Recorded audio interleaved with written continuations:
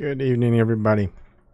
I'm gonna try to make this only an hour. I know my things go on for a long time. Sometimes it's short, but hey, I also got a shout out tonight. Here we go. You can watch it. Oh, 1 second. You know what? Ebon Kim just said do activism at the Space Needle.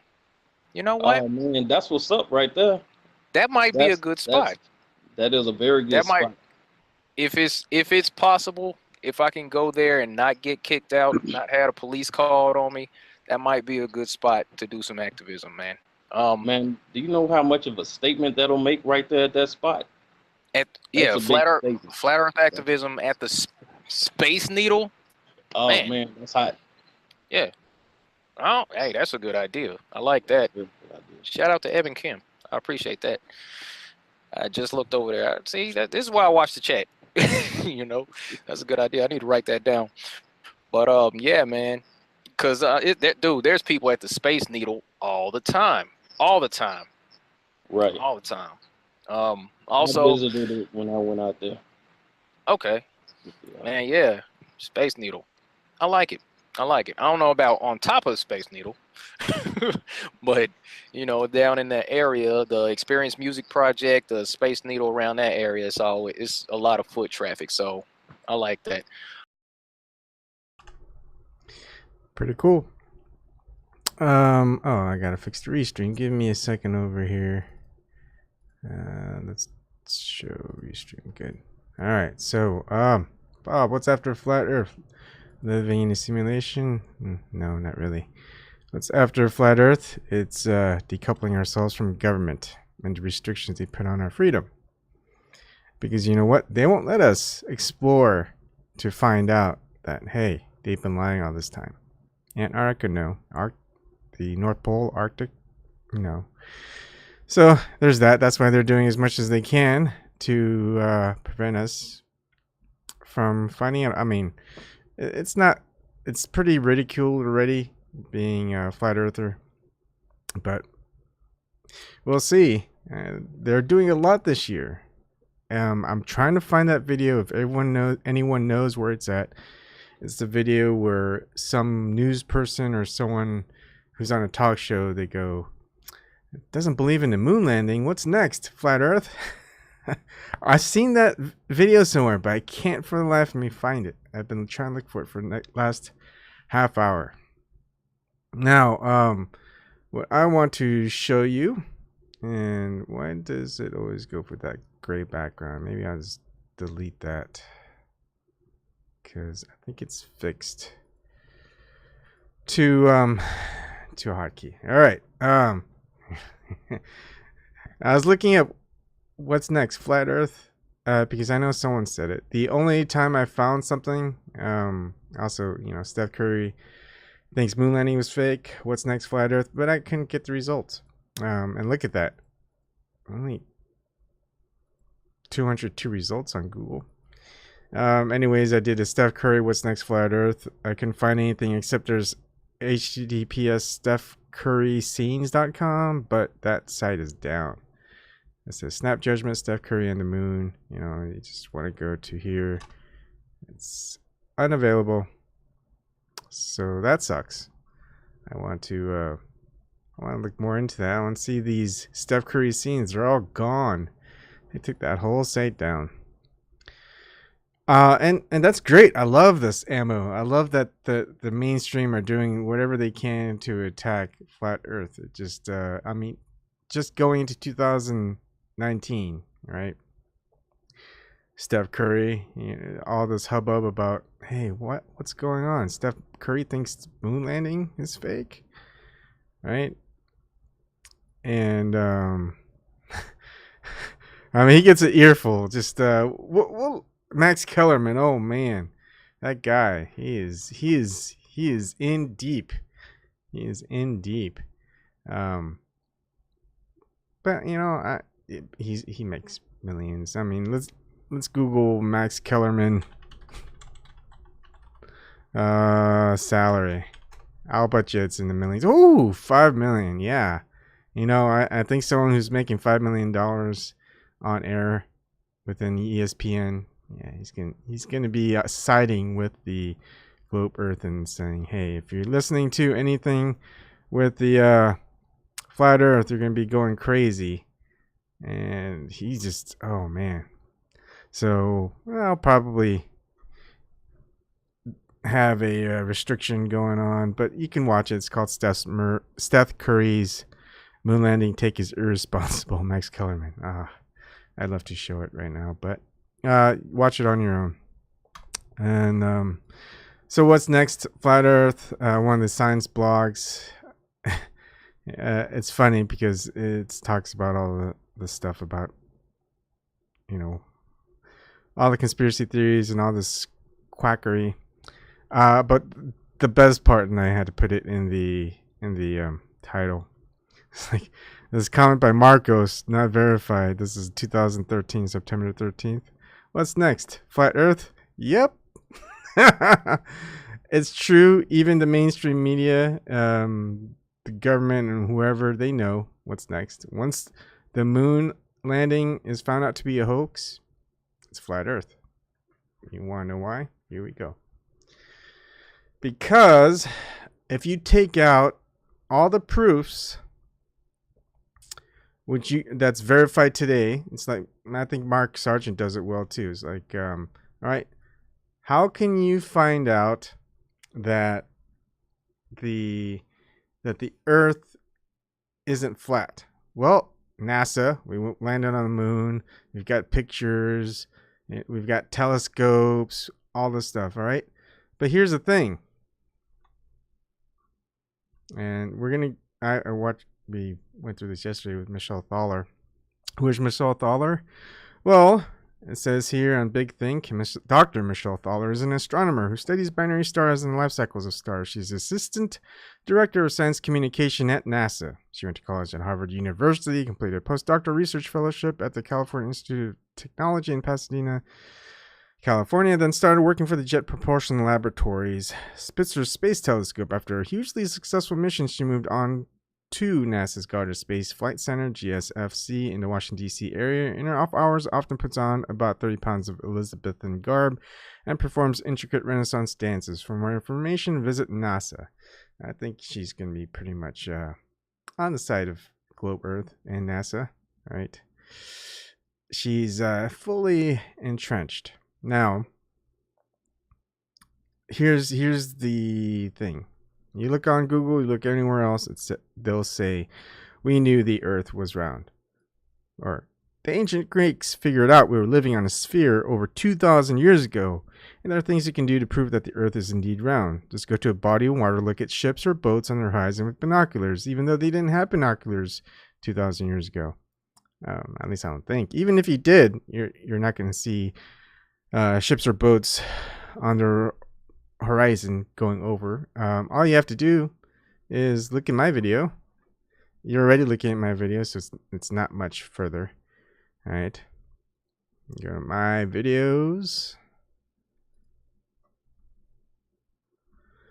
and you go to where did it go? Oh yeah, well, you could do this on topic. Ebon Kim is a flat earther because of Stephen Hawking and three little birds. And then the other one is PBS is Genius by Stephen Hawking. Show fakes. Debunking flat earth. Why fake it? And you can easily see why. You don't have to believe me. Just watch it. I don't want you to believe. I don't believe. Now, taking NASA out of the equation, and well, this is their number one reason as far as knowing that the Earth is a globe, because the Earth curves and they give a measurement. It's 8 inches per mile squared.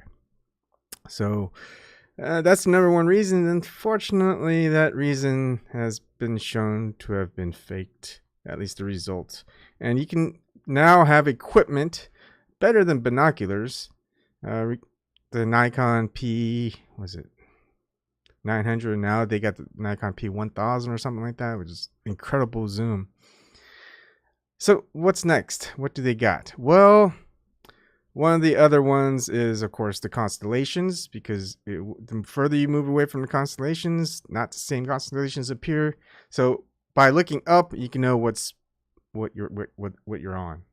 For some reason, by looking up in the sky, you can tell that you're on a round object compared to a flat object.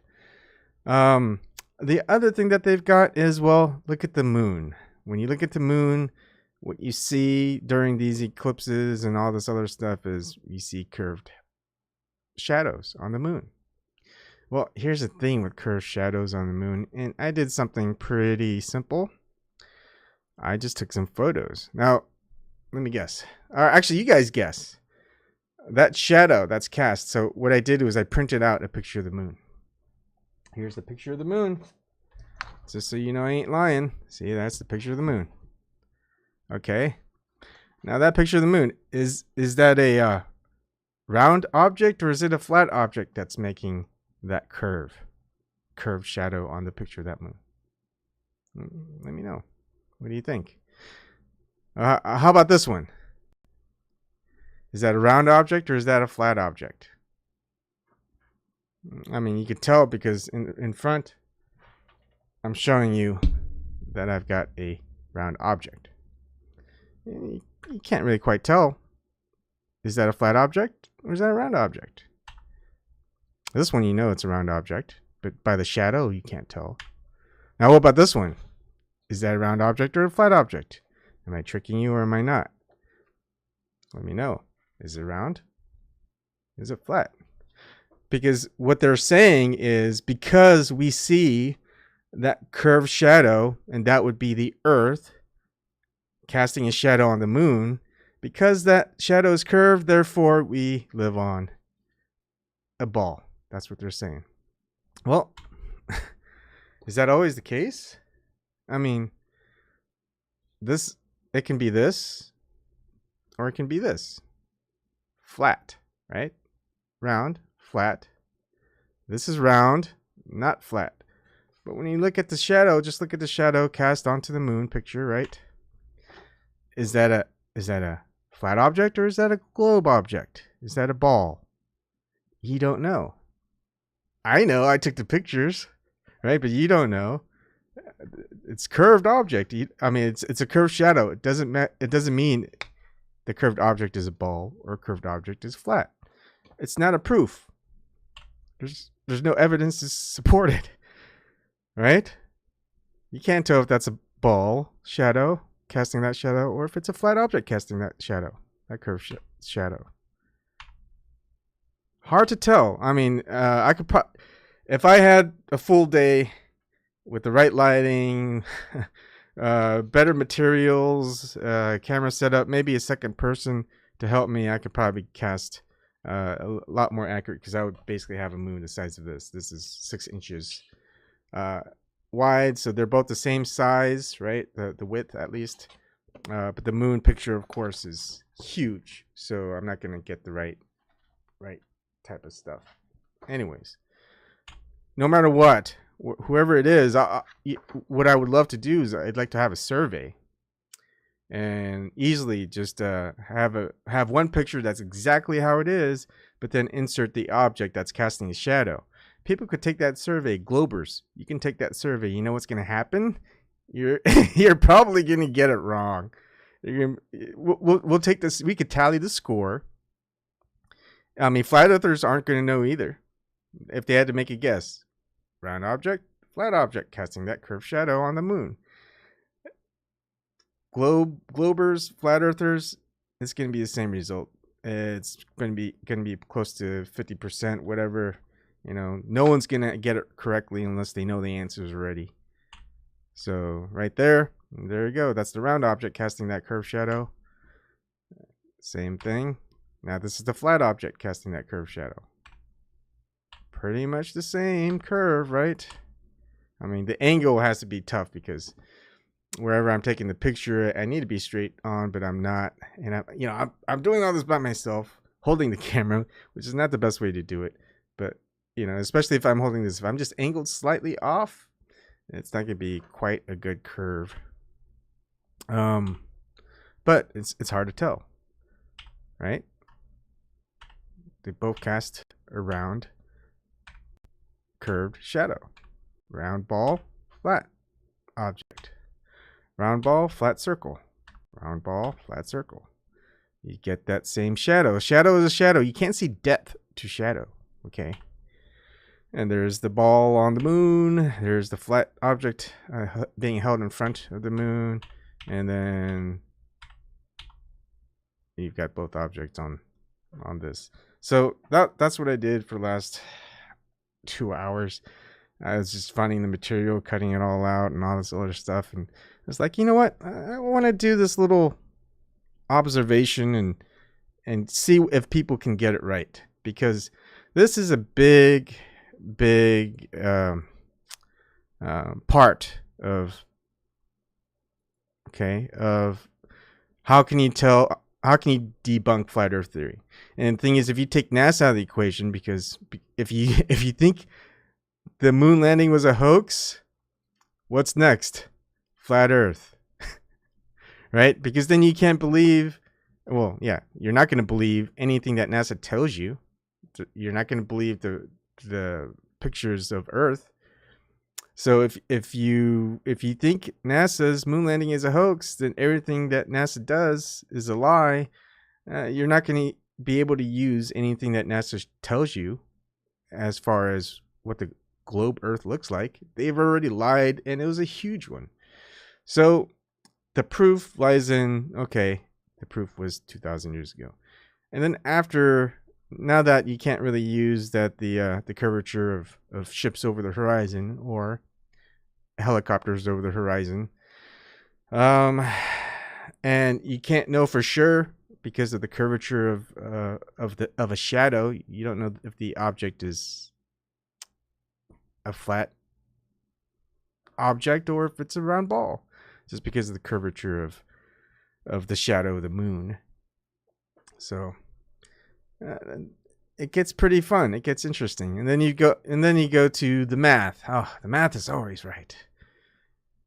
So the measurement of the Earth's circumference, it was measured by Eratosthenes. He calculated the Earth's circumference. Earth's circumference without ever leaving Egypt. So I want you to calculate the Earth, the radius of the Earth, without leaving your home, with 2 sticks and a sundial, and then figure that out. Well, first you're going to have to figure out that the Earth is a globe. So how do you figure that out first? Someone's word for it? I mean, he pretty much goes on the word from Aristarchus and probably even Aristotle, saying, hey, the Earth is round. And when you listen to certain people, especially mainstream and especially NASA, it's funny because what they'll say is something like, I love watching her because it's just so crazy.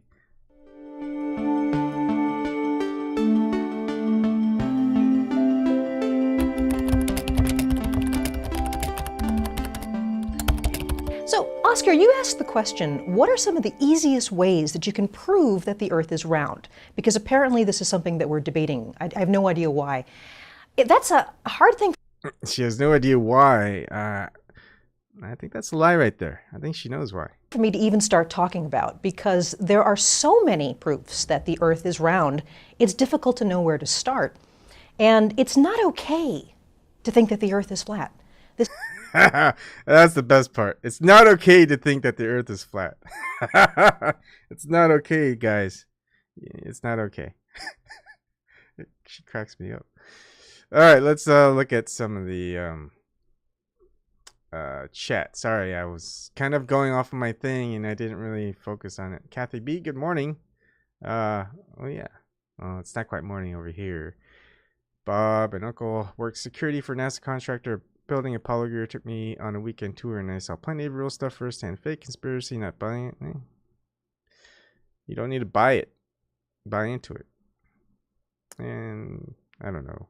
Let's see. Nathan Fowler, evening everyone. Well, it's 6 minutes into the 23rd here on the East Coast. No, they knew it was flat 2,000 years ago. Actually, yeah, that's true. And it's the same video here. It's like we've known for 2,000 years. I mean, come on. It's been such a long time that we knew that the Earth was a globe, right? Not to think about all the years before the 2,000 years ago. How long has human civilization been around? Hundreds of thousands of years. So hundreds of thousands of years.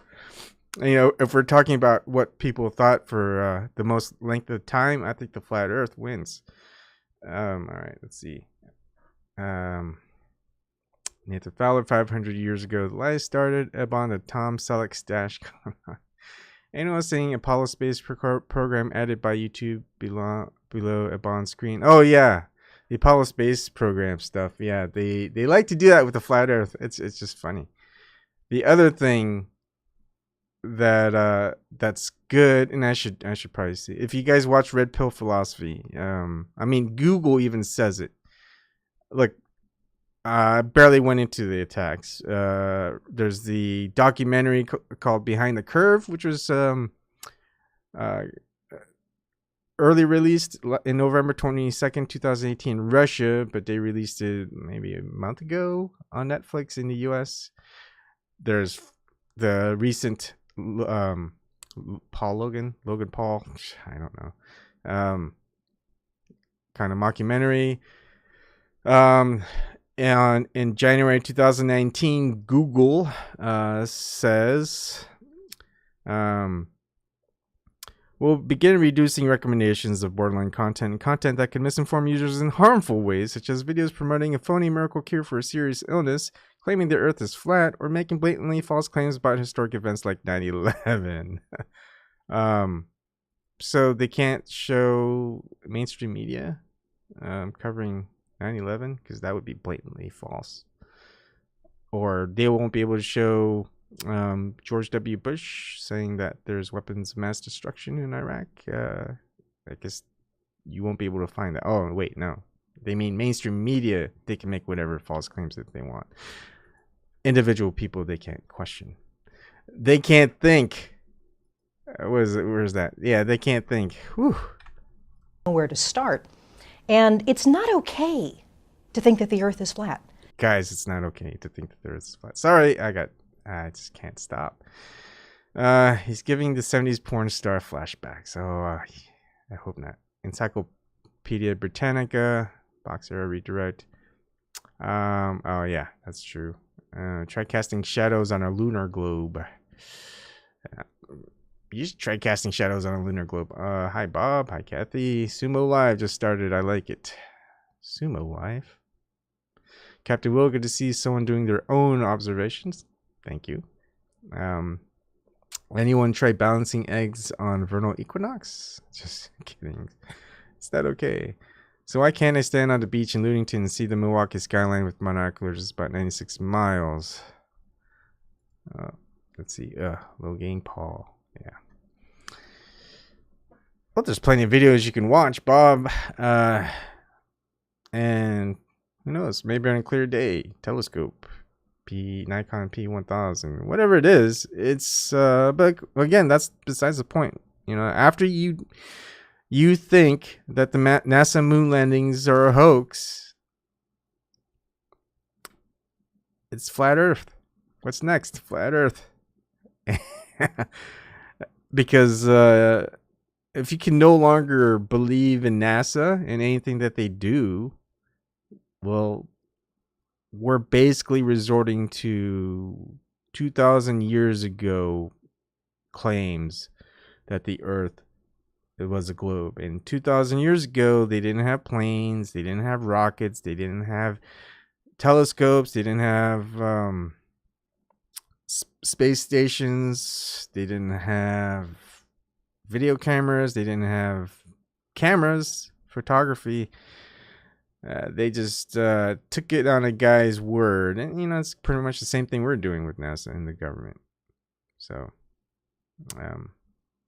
wow, that was 25 minutes. I thought, I was like, how am I going to make this go an hour? 25 minutes is good. It just kind of went on a big tangent. But I like it. Look, we've got so much ammo that the mainstream government, and government agencies like NASA, mainstream media, news, and mainstream platforms like YouTube and Google with their search algorithms, they're just attacking flat Earth like crazy. They are. It's crazy because they know why. Because what's next? It all falls down. Was it George Herbert Walker Bush said, Sarah, if the American people knew what was done to them, they'd chase us in the streets and lynch us.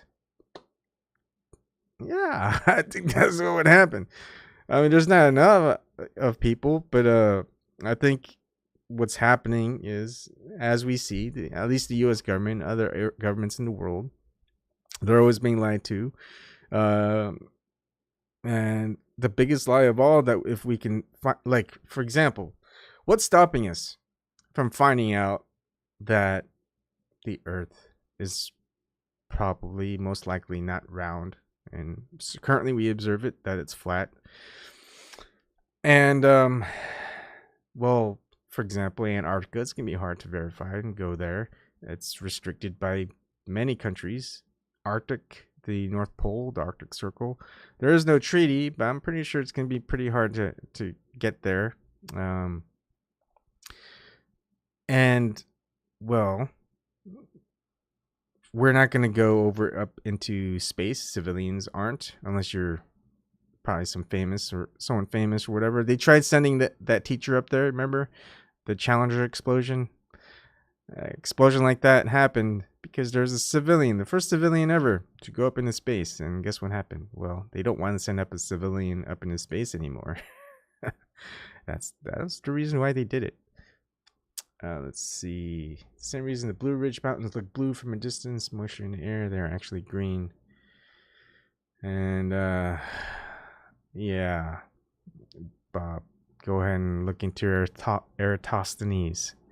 I would like you to do your own measurements with noon shadows at different latitudes. But don't leave your state. Don't leave your country. Just do that. And see if you get the same calculations. And how would... Again, you're going to have to presuppose that the Earth is a globe to get that same measurement.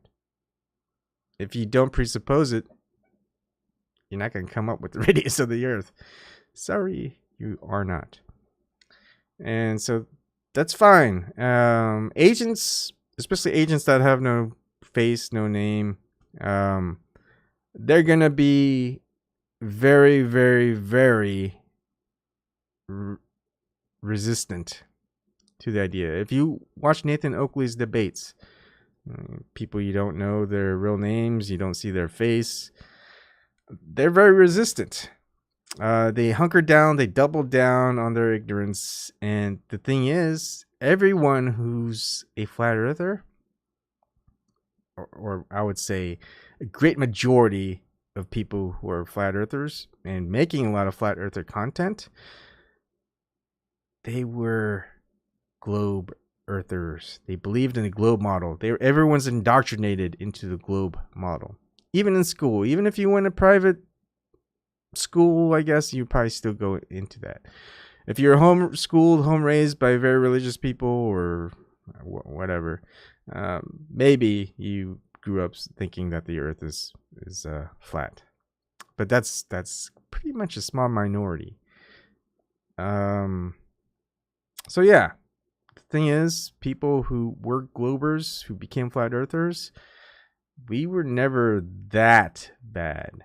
We never stuck around in flat earth debate channels or in flat earth people talking about flat earth channels and just hounding them day in, day out, every day, making videos of trolling the flat earthers.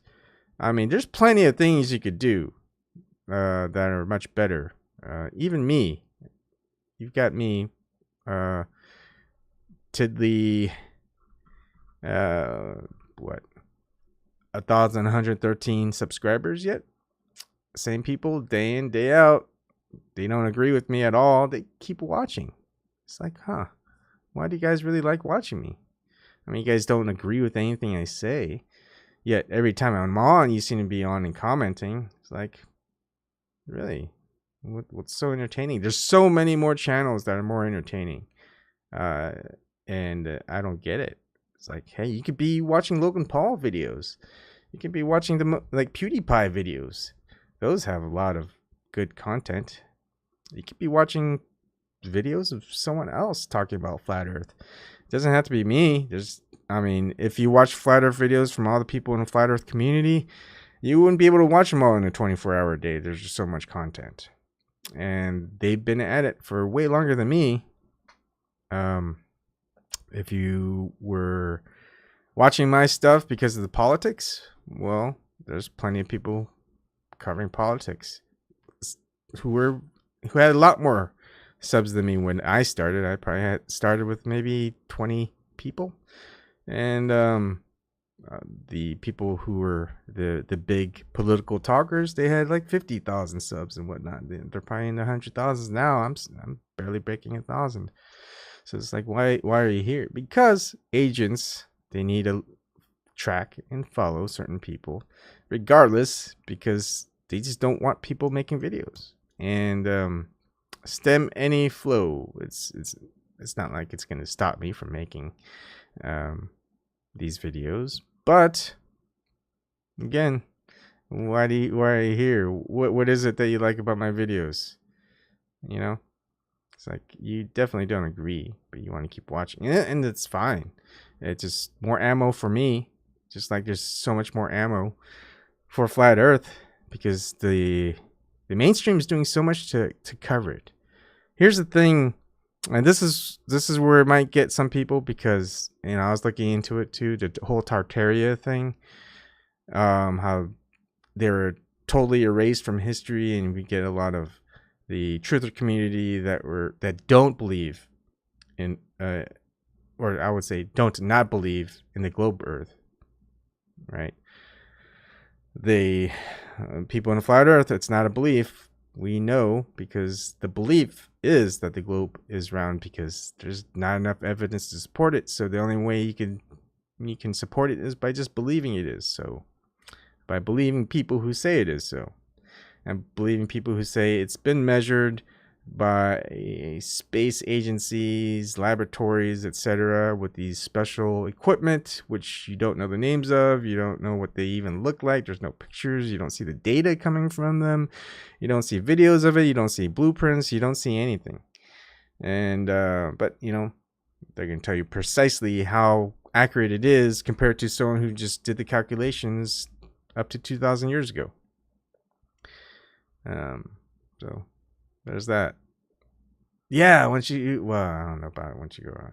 Kohina, again, wow, I get a lot of people starting to come in. It's like, again, there's more exciting people to watch than me.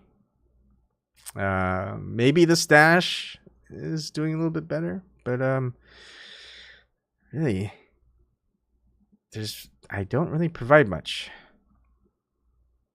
Maybe I could think about it a certain way. Maybe I could observe a couple of things on my own. But again, if we're resorting to it was proved 2,000 years ago, and you're going to debate flat earthers that, hey, we don't even need NASA. We don't need the photos. Let's forget the photos. Let's forget all the ISS and all this other stuff. It's like, we proved it 2,000 years ago. And then you look into the proofs of 2,000 years ago. It's like, damn, how did they figure that out? Because right now, are you smarter than the people 2,000 years ago? I mean, you're going to say, no, of course I'm not, because I can't do the same calculations and things as them. It's like, that's pretty sad. It's like, we have a 2000 advanced civilization, and you can't be smarter than the smartest person 2,000 years ago, or I wouldn't say the smartest, supposed one of the smartest people during that time. It'd be like saying you're not smarter than the most smartest caveman 20,000 years ago. It's like, really? maybe someone 20,000 years ago they invented a wheel. What have you invented? You can't. You're gonna say, "Oh, I'm dumber than that caveman." Caveman found wheel smart. Caveman smart. Nah, I don't get it. But you know what? I like the agents. You're having to resort to watching me, someone small, someone with barely any subscribers, making a lot of videos. I have so many videos. What is it, 700 videos? Maybe. Let's look at my videos. Let's do my own search. Oh, 690 videos. That's quite a lot. And then the thing is, my videos aren't like 10-minute snippets. You'll see some of them going on for 4 or 5 hours, maybe even 8. It's kind of bad when you know that the limit of a YouTube live stream used to be 8 hours and now it's 4. I mean, I think actually we might have come close to, was it 12 hours one day? I think we were like planning on trying to do like a 24-hour live stream. That hasn't happened yet. That would be pretty tough. Oh yeah, support group. I need support group from doing serious harm to myself. When was the last time I've ever done serious harm to myself in the last 40 years? Oh, never? You're welcome. Or thank you. When was the last time I've done serious harm to someone else? Oh, in 40 years? Never? So what's the serious harm, Bob? What's that serious harm that I'm going to do to myself or someone else? You know, because if it's serious harm, I would go ahead and call the FBI. I would call CIA, NSA, call your local cop, I guess, saying, hey, there's this Asian guy making YouTube videos of flat Earth. I think he's going to do serious harm. And they're going to be like, background check. Oh, this guy, yeah. This guy's got a clean record. What's so dangerous about this guy? I don't know. Oh my goodness. He's talking about flat Earth. Red alert! Red alert! This guy needs to drown in a 2-foot swimming pool. It's like, I'm in the Navy, guys. You can't go in the Navy if you can't swim. I'm not going to drown in a 2-foot swimming pool. All right, let's see. The book link I put in a comment, Sacred 4 image, lost content, page F15. No, I did not. Let me keep that down now so I can look into it.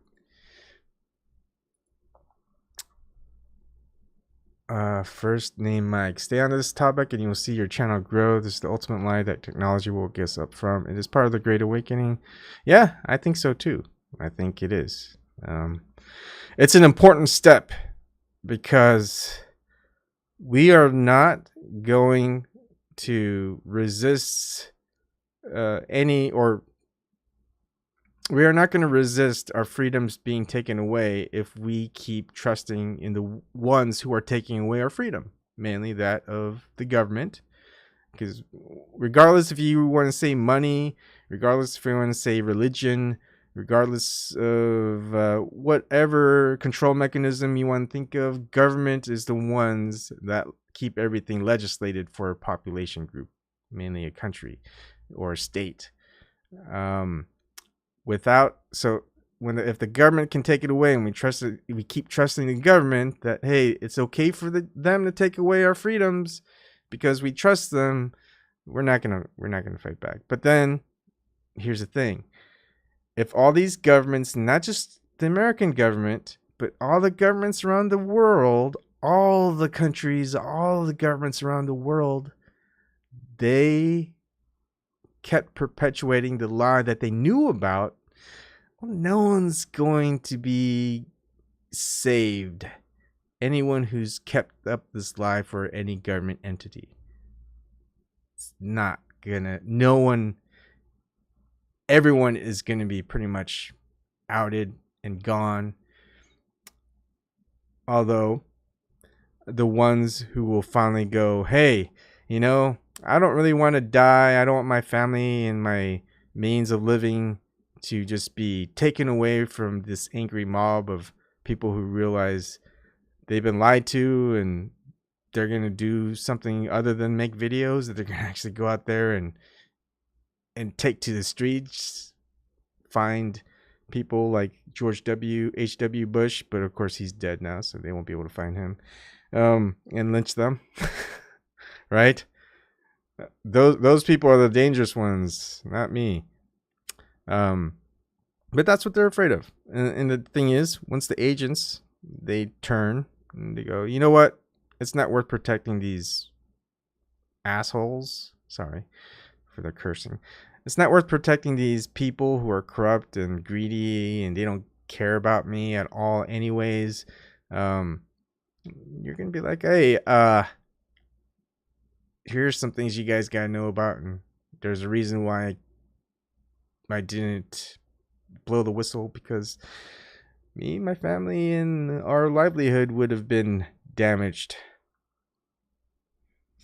But then there's going to be that line. It's like, okay, everyone's saying that now. We're not going to spare everybody. So the ones who actually are in the forefront of revealing everything and saying, hey, we're all screwed anyway. Might as well take the honorable way out. And also, you'll be able to probably be spared within the whatever it is. It's seriously, the whole flat earth, once everyone realizes they've been lied to, it's not an American revolution. It's not a European revolution. It's a worldwide revolution. That's what people don't understand. It's like, once you go NASA, moon hoax, what's next? Flat earth, what's next? Government decoupling. That's a good thing, because currently what's kept the game up for the last 2,000 years has been government control.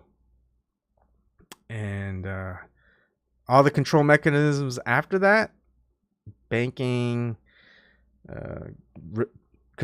organized religion, what else is there? Well, a lot of information stuff, like these platforms, corporations, and stuff like that. Man, they're in trouble. And the thing, it's a tight line that they have, because right now they're attacking, right? They're attacking flat Earth, but right now, within 3 to 4 months, I mean, it seems like every month they're doing something to stymie the flat earth movement, and they're saying it's dangerous to even think that way, etc. It's going to keep going and going. And the thing is, more people are going to be looking into it. Is like, why is it so dangerous? I mean, we've got these terrorists over here that are shooting up schools. They're going to put more attention into flat earth. They're going to put more attention into, oh yeah, that stuff, that's dangerous too. We'll just, let's take away everyone's ability to have guns and we'll be fine. Except no. Basically, you've already done your research when you're a flat earther, from being a globe earther, getting into flat earther, and you're gonna already know that, hey, once they take away your guns, next thing you know, they're gonna take away your freedom of speech. Next thing you know, Holocaust, or not even Holocaust. It's more like what is it? Was that when it's just like people just die? I guess that's Holocaust, right? It's just a different type. Kathy, like my son tells me, you're not that important. I don't know what that context is. But yeah, that's another thing. The frame of thought also is with the entire space universe thing. That it's infinite, that we're a small speck, that we're not important in the real aspect of things. It's like, why do they want you to think that? Why do they want you to think you're not important, that you're powerless, you have no control, you've got nothing to offer the world? And then when you kind of realize that, whether or not you believe that, you believe all the things that the scientism people theorize, the universe sprang from nothing to create everything, and all the everything organized itself in the vacuum of space to become containers outside that vacuum, but still not be an open container towards that vacuum, and everything's still traveling super fast, and everything's getting further and further away from each other, yet we can go very fast, but not fast enough to see the history of the universe and all its expansions. I mean, has anyone even thought about that part? I mean, what's great is that a lot of people are waking up slowly through what they really love. Okay, what I love watching are the people who do movie reviews, because and even whatever it is, it's entertainment. Whatever it is that you love about entertainment, they're starting to see the ideology creep into, and also the narratives creep into whatever it is, the propaganda. It keeps creeping into the things that people like, and they don't like it. They don't want it. And then, it opens up more doors. Like, why do they keep pushing this? Obviously, no one wants it, but obviously, these corporations, whatever, are losing money. They're losing fans. It's like, why? And then I think the big part that's also associated with flat Earth is you aren't a speck of nothing. You're important. That's a big aspect. The other thing is you understand that the control mechanisms are there by dividing and conquering these the duality of these different ideologies. That's why they want you to hate the other side. The Globers they make the Globers hate the flat earthers. But you know what? The flat earthers don't hate the Globers, because we were the Globers. Do you guys not understand? It's like me, I don't hate people who want to fix things, even though I think it's dumb. It's not going to work. It's people who want to fix things politically. I think whether you're left or right, you want to make things better, right? But they'll hate you for not participating, for not choosing a side. But I don't really hate them. I was them, even though I didn't pick a side, left, right. I know a lot of people who just got out of the whole political thing. You realize it's just it's not going to change anything. They probably were Democrat or Republican or liberal or conservative, one of those, libertarians, green, and maybe you're like me and we're independent and whatever, it didn't matter to you. So let's see. Oh, good to see you. Antarctic expedition. So let's see. Big Time Losing Money by Nathan. Let's hope NASA will lose their $21 billion a year. Jeez. And here's the thing. 21 million. There's a lot more people who know that NASA has been lying, that the moon landing was most likely a hoax than it actually happening. And they already know that they're paying into something, $21 billion a year, for them to, we're paying them to lie to everyone else. Do you guys understand that?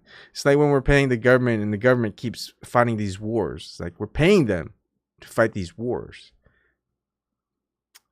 And when the banks screw up and there's a recession, we're paying them to bail out these big banks that are too big to fail. So we keep paying them to do things against our benefit. And a lot of people realize this, but it's like, well, what can we do? You have to do so much research and go into so many different rabbit holes. Like, is it the Illuminati? Is it the Royal Society? Is it the Freemasons? Is it the Catholics? Is it the not the Catholics, the part of the Catholics, the Jesuits? Is it the Rosicrucians? Is it the Jews? Is it the Zionists? Is it the Saudis? Is it whatever, right? There's so many of it. You have to, like me, you're gonna have to cover them all. But here's the thing that's brilliant. with focusing on NASA. Once you get to the point where you know NASA is lying and faking what had been faking everything, you're gonna go to flat Earth next. Flat Earth, all that other stuff doesn't matter. 9/11 doesn't even matter. All the psyops don't even really matter. Flat Earth is the biggest psyop of it all. And all governments, not just one government, all governments, all control mechanisms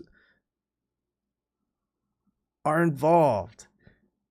It's just the one ring to rule them all. And it is pretty funny because a ring is round, not necessarily a globe. It's, I guess they turned this into a ball, the one ring. And you don't have to be an expert researcher to break down all these other conspiracy theories. All you have to do is break down NASA, look into that. Why do they use certain equipment? Why don't they ever seem to have the originals that they have? How do they destroy and lose all the most important stuff? I mean, we've got the most important.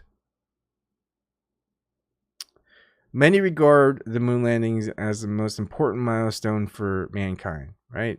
That quote, one small step for man, one giant leap for mankind. Did I say that wrong? I hope I didn't. I mean, that's everyone regards that as just the biggest milestone ever for mankind. And that, to be a total lie, is just a poof. It's worse than a spit in the face. It's like, oh man, I know generations that grew up with that ideal in their mind, and I'm still part of it, but I'm not passed away yet. And they died with just that whole lie, their whole life. They lived through the entire lie, and they didn't suspect anything. So NASA's a big part of it. Then the thing is, if you figure out NASA's lying, it limits the flat Earth debate, because now you can't resort to using NASA as the gatekeeper to proving that the Earth is a globe. You have to resort to the proof that they state that the people 2,000 years ago knew that the Earth was round, and perform the same thought experiment. It's not really a scientific experiment. It's like a thought experiment, which is just what is that? What's that? I don't know. I forget that. Mental gymnastics. That's what it is. It's mental gymnastics. Once you realize that you're just it's the whole globe model is a circle jerk, because you can't get to the other part of the globe without saying that globe exists. Therefore, that's why we know that it's a globe, because that knowing it's a globe proves this formula that proves that it's a globe. And, you keep going around in circles, and once you wake up, and it's easier to wake up from flat Earth than anything else, because we'll never really know all these other conspiracy theories. The thing is, flat Earth isn't a belief. We know by seeing everything appears flat. You go up into the plains, it appears flat. Even Neil deGrasse Tyson will say, yeah, you're 2 millimeters above this floaty balloon model of Earth. It's flat. He says it. You can see videos of it. And more people will notice. They're gonna keep thinking. It's like, all right, they think they're so smart. Well, I'm gonna do my research. I'm gonna look into and do the math myself. And then you do the math yourself, and you're gonna be like, huh, this doesn't make sense. This doesn't make sense at all. Because in order to get all of this, the most important part, in which they put in a square bracket right here, is the radius of the Earth. You can't get the mass of the Earth until you get the radius of the Earth.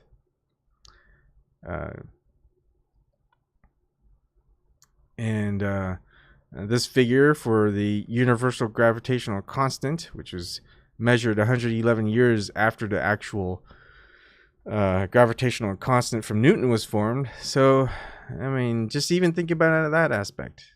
It took someone to come up with a formula, but no one could measure it until 111 years after it.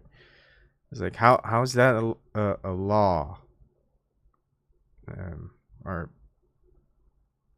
I don't know if they even call it a law, but people take it as fact, I guess. You could say it that way. It's like, I have a formula. You know, I have a formula that's that it's called there's no gravity constant. And it's proof. You can't measure it. I think it'll take about 111 years until you can measure it. But, you know, you can take it as fact. All right, let's see. 57 minutes. I made it. I almost made it an hour. Man, this thing goes fast. Like, just talking goes by really fast. And it's only been an hour. Or almost an hour. Let's see. I'm looking at the chat. I like to call it Scientology by Antarctic Expedition. Honestly, they may have invented Scientology, so we couldn't use the word against them. That's a good one. Kathy B. Sorry, something went wrong. Try reloading the page. We're working hard to fix YouTube for you as soon as possible. Anyone else's comments didn't come through. 10 of mine didn't post. Oh, man. Nice to see you, man. Hope all is well. Thank you, Antarctic. Space Force mandate, Kathy B. Yeah, and like people who are really into Trump is like, I want to know a flat earther who's really into Trump. I doubt there's anyone who's a flat earther really into politics. But if there is someone who is a flat earther who's really into Trump, is like, so what do you think about Space Force? It's like when I talked with someone who's like really into Trump, but they're so anti-Israel and Zionism and Saudis, and it's like, so what do you think of Trump's policies, how he loves giving money and listening to and helping out Saudi Arabia and Israel? It's like crickets. 4D chess, 5D chess. Okay. Exactly. Nathan went to Ebon's main channel and got the error. Ha, I wonder why. No flat earth for you guys. Ha ha ha. And I have another channel open. Sumo, but muted. Chat doesn't work. First name Mike. Well, that's just great. YouTube and stream is healthy, it shows. One thing you can do, I guess, is just not watch my live streams on YouTube. You can watch my live streams on Vimm.tv. You could watch my live streams on Periscope. You could watch it through, well, you can't do restream.me anymore. You can watch it through DLive.tv, and you can always chat there.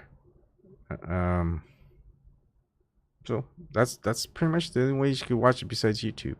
Still a lot of different ways. And if you do watch it through Periscope, it does filter through into the restream. You see how I'm moving that? You'll see people come in through Periscope, you know. So if someone says something from Periscope, it'll just appear with that model, you know. Just saying. I know YouTube is a little bit more convenient.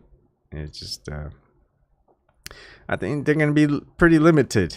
Because I think my last couple of videos have been about Flat Earth. Let's see. Yeah, Flat Earth in the title. Well, this one is Play a Game, You're in Charge of NASA. But I think I might... Oh, Prove Globe Earth. Yeah, I guess. And then Logan Paul's Flat Earth. Yeah. It's been quite a lot of Flat Earth lately. Wow. But we'll see. I mean, I'm still going to talk about it. I think I just want to find ways to just boil it down to the essentials. Okay. What's next? Flat Earth? Yeah. Once you know the moon landing was fake, next thing is flat Earth. Because, well, then that means the images of Earth could be fake and might be fake and is fake. That means that they never went up into space, that space doesn't quite work. Like, how do you get the second law of thermodynamics without a container? How does the vacuum of space work? And then it goes, wait, how are we spinning? How are we traveling through space, spinning, and we're not flying off? Well, gravity. And then you look into gravity. Well, let's look at the gravitational equations. Oh, it keeps going back to Einstein's field equations. Then it goes all the way back to the Cavendish experiment, which he did 111 years after Newton's gravitational constant was formulated. And it goes back 1,500 or so years, maybe even more, back to Eratosthenes, where he did the experiment without ever leaving Egypt. He knew the where is it? Oh yeah, he calculated the Earth's circumference without ever leaving Egypt in 200 BC. And then I go, well, how did he know that the Earth was round? Well, he had to take it on someone's word, whether it was Aristotle or Aristarchus, whoever. But then when you realize it, it's like, no, they how do they know? What experiments did they do back then, 2,000 years ago, without telescopes, without photographs, without videos, without rockets, without planes, without any of the equipment we can use? So then it gets really, really weak. And then if you actually just watch. I mean, pick someone who's very, very much the spokesperson of science. Okay. For me, I was big into Neil deGrasse Tyson, but Neil deGrasse Tyson will tell you already debunk one of the things, like if you get on a plane, you see the curvature of the Earth. You can't. It says, no, it's flat. Even if you're 120,000 feet up in the air, where most planes are 30,000 feet, even 120,000 feet, you're not going to see the curvature of the Earth. It's flat, he says. Maybe you really think Stephen Hawking, he had it going. I mean, he's a very smart individual. Everyone knows him or knew him because he never moved. Maybe he had facial tics, but he had the robotic voice to text to voice, right? And he had the physics of the was it universe? I can't remember. So watch him. It's like, okay, he's gonna run his experiments and prove that the globe or the Earth is a globe and the Earth isn't flat. Well, too bad the editors had to fake it, because I would have stayed at Glober. Did you guys know that? I wouldn't have moved into flat Earth, because for me that was the deal breaker. I mean, if you can see the curvature of the Earth and the 8 inches per mile squared, I'm not going to take a flat earther's word for it. But B. Fisher, hey, how's it going? Oh, I could move it over to the on topic chat. You wanna? Oh, there we go. At first, I thought you had antlers, but it's just a stick. Try saying something. I can't hear you. I think you're muted still.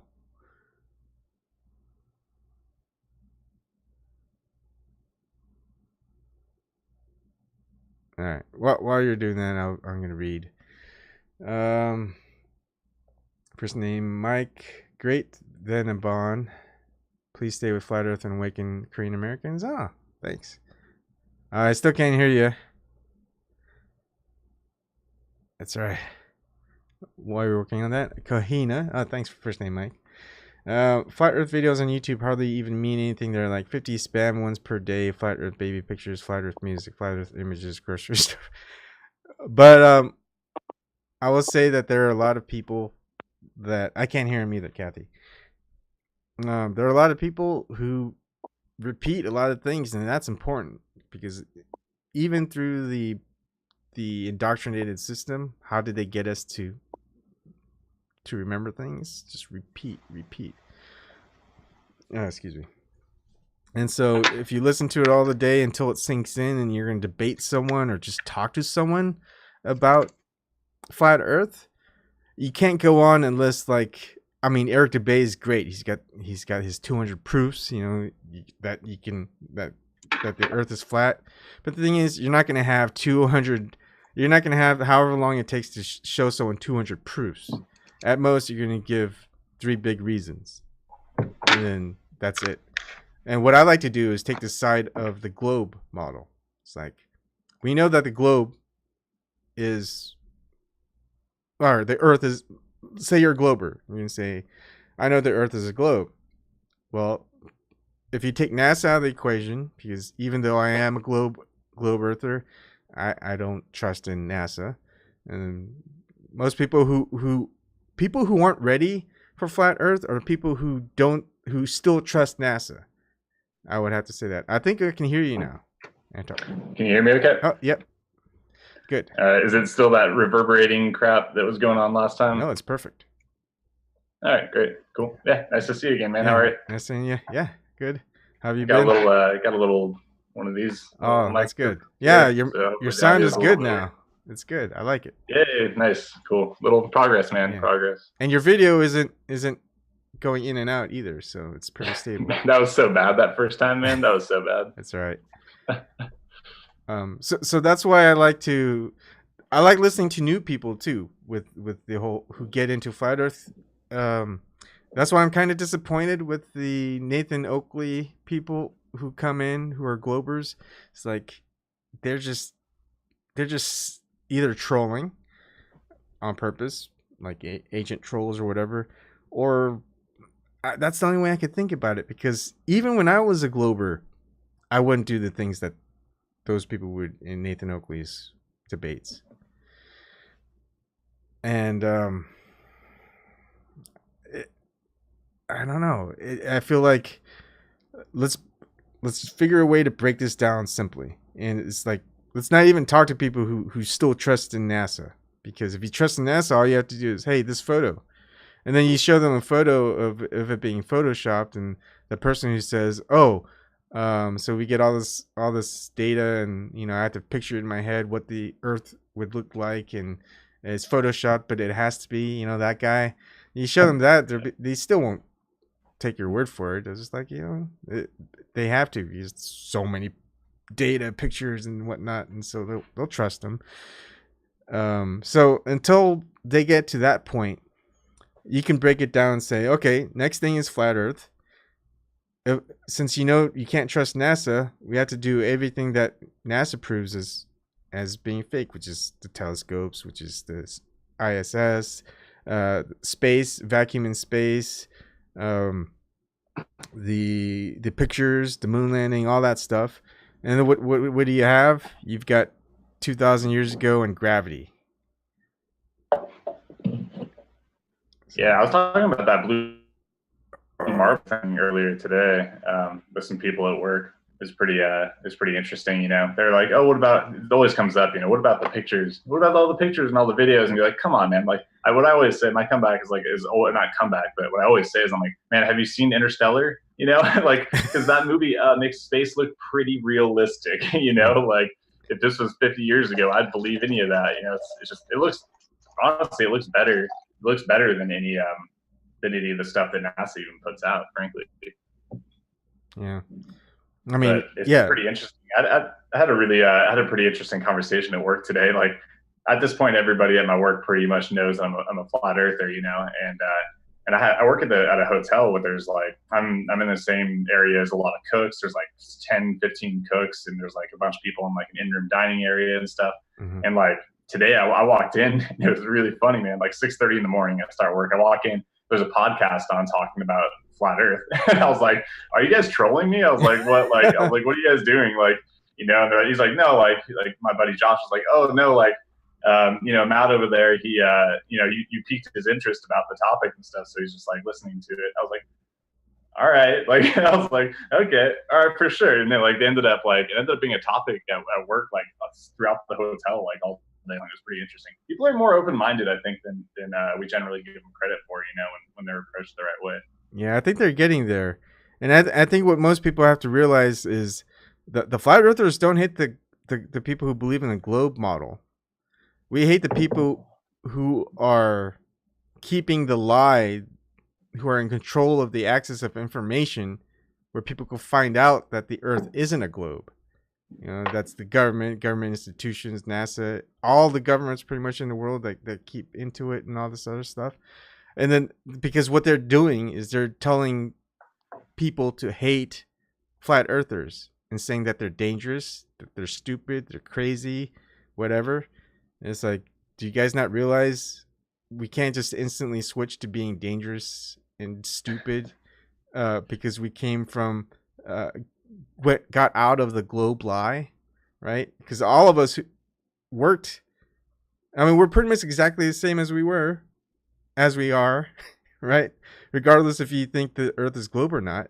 For many people, it doesn't change anything. In actuality, it makes us a lot smarter because we have to look through the information and not trust other people's word for it. So, I mean, I feel like I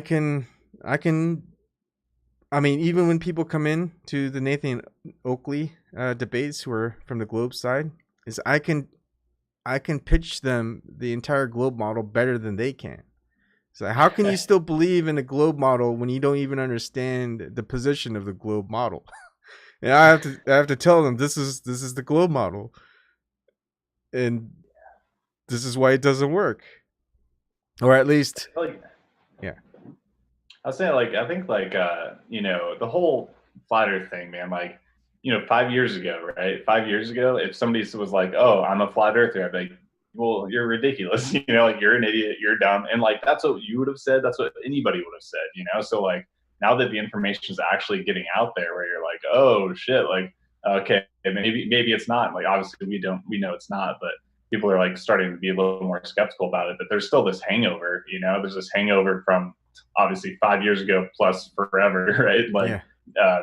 that people are still in the same mindset, you know, and it's understandable. Like, it's not an easy thing. There's so much that everybody has to deal with beliefs, right? Like, religion is like, oh my God, what a topic, right? Like, there's so many things that we all have to decide that to know what the shape of the earth is and be like, okay, I can pigeonhole that idea. At least I know that we're on where we are and we're on a globe and we're advanced enough and I'm knowledgeable enough now to where I have that and I can know that and walk away from it and always have that.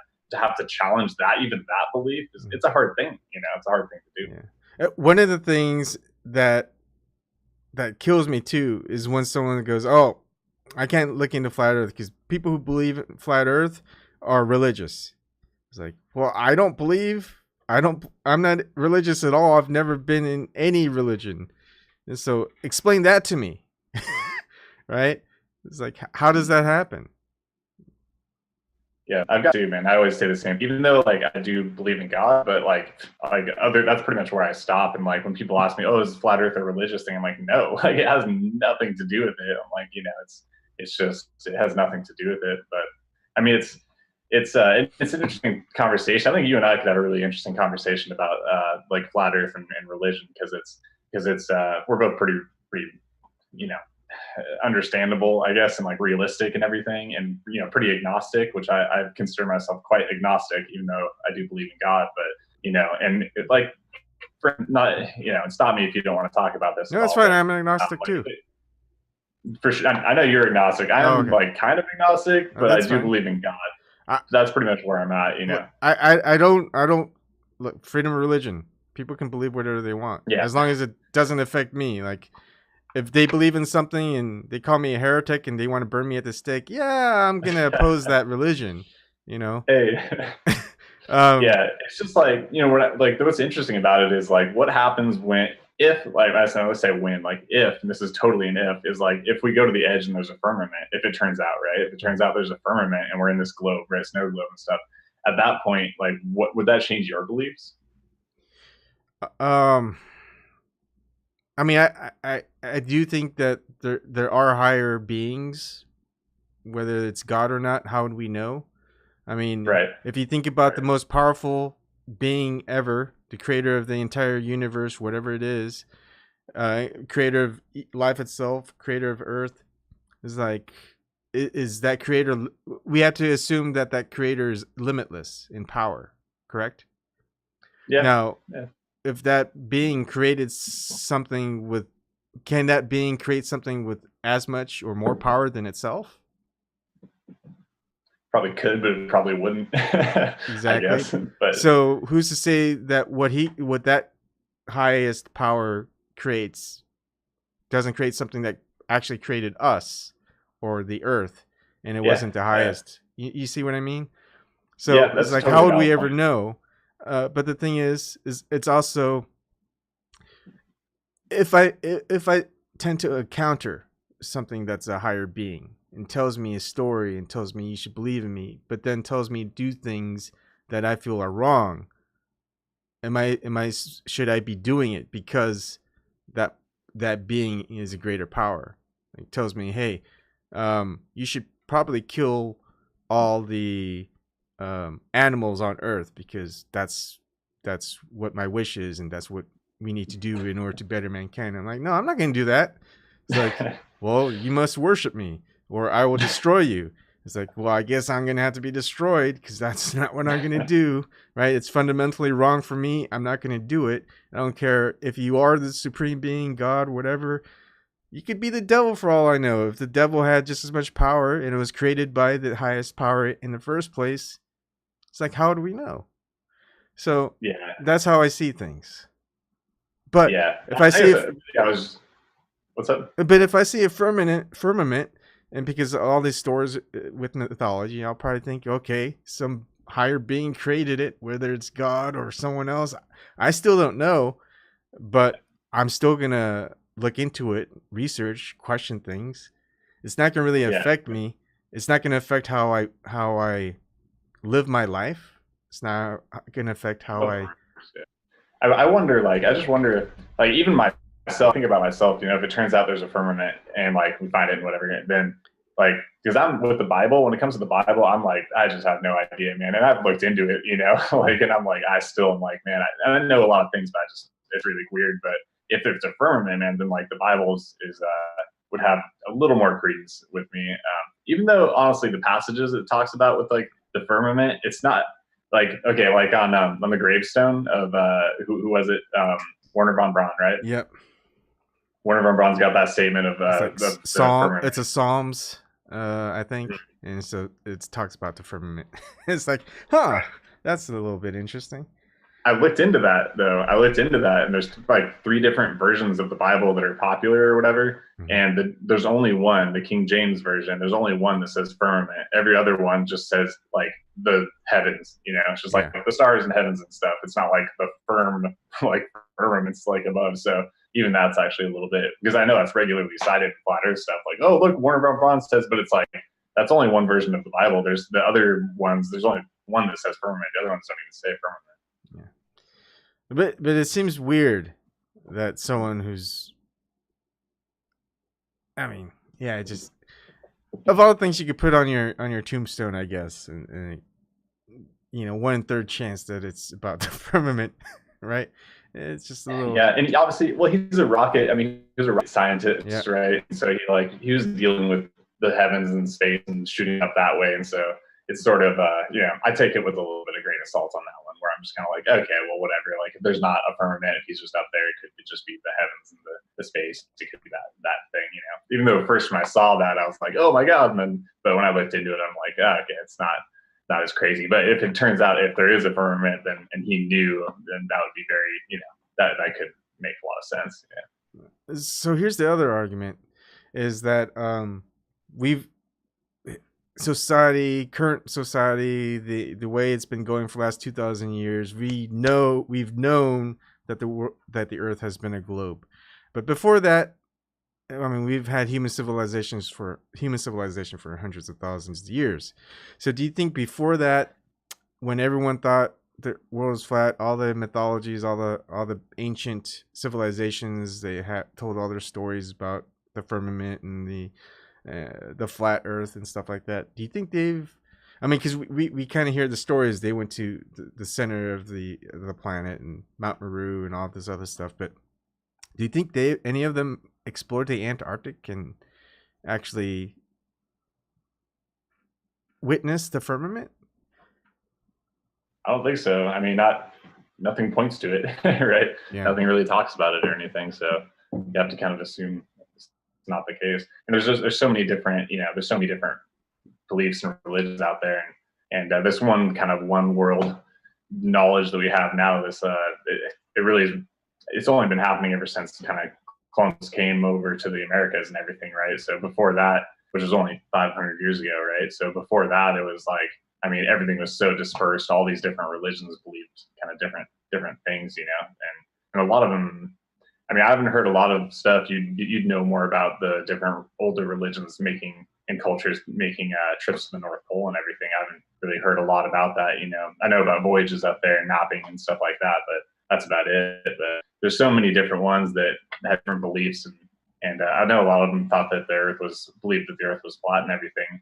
And it's sort of like, that's just what they observe. And that's what you would imagine, right? If you're just plopped here and nobody tells you otherwise, you just kind of assume it was flat because it looks pretty flat. So yeah, that's just an interesting point, I guess. But I'm interested to see what you're saying about what religions, what cultures and stuff went to the North Pole to Mount Peru. Well, that's a tough one because they don't tell stories of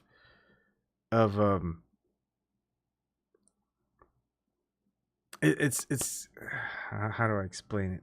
It's not like the exploration stories. It's just that it exists in the center of the Earth, and this is what they did. This is what was up there, down below, and this other stuff. A lot of that's covered.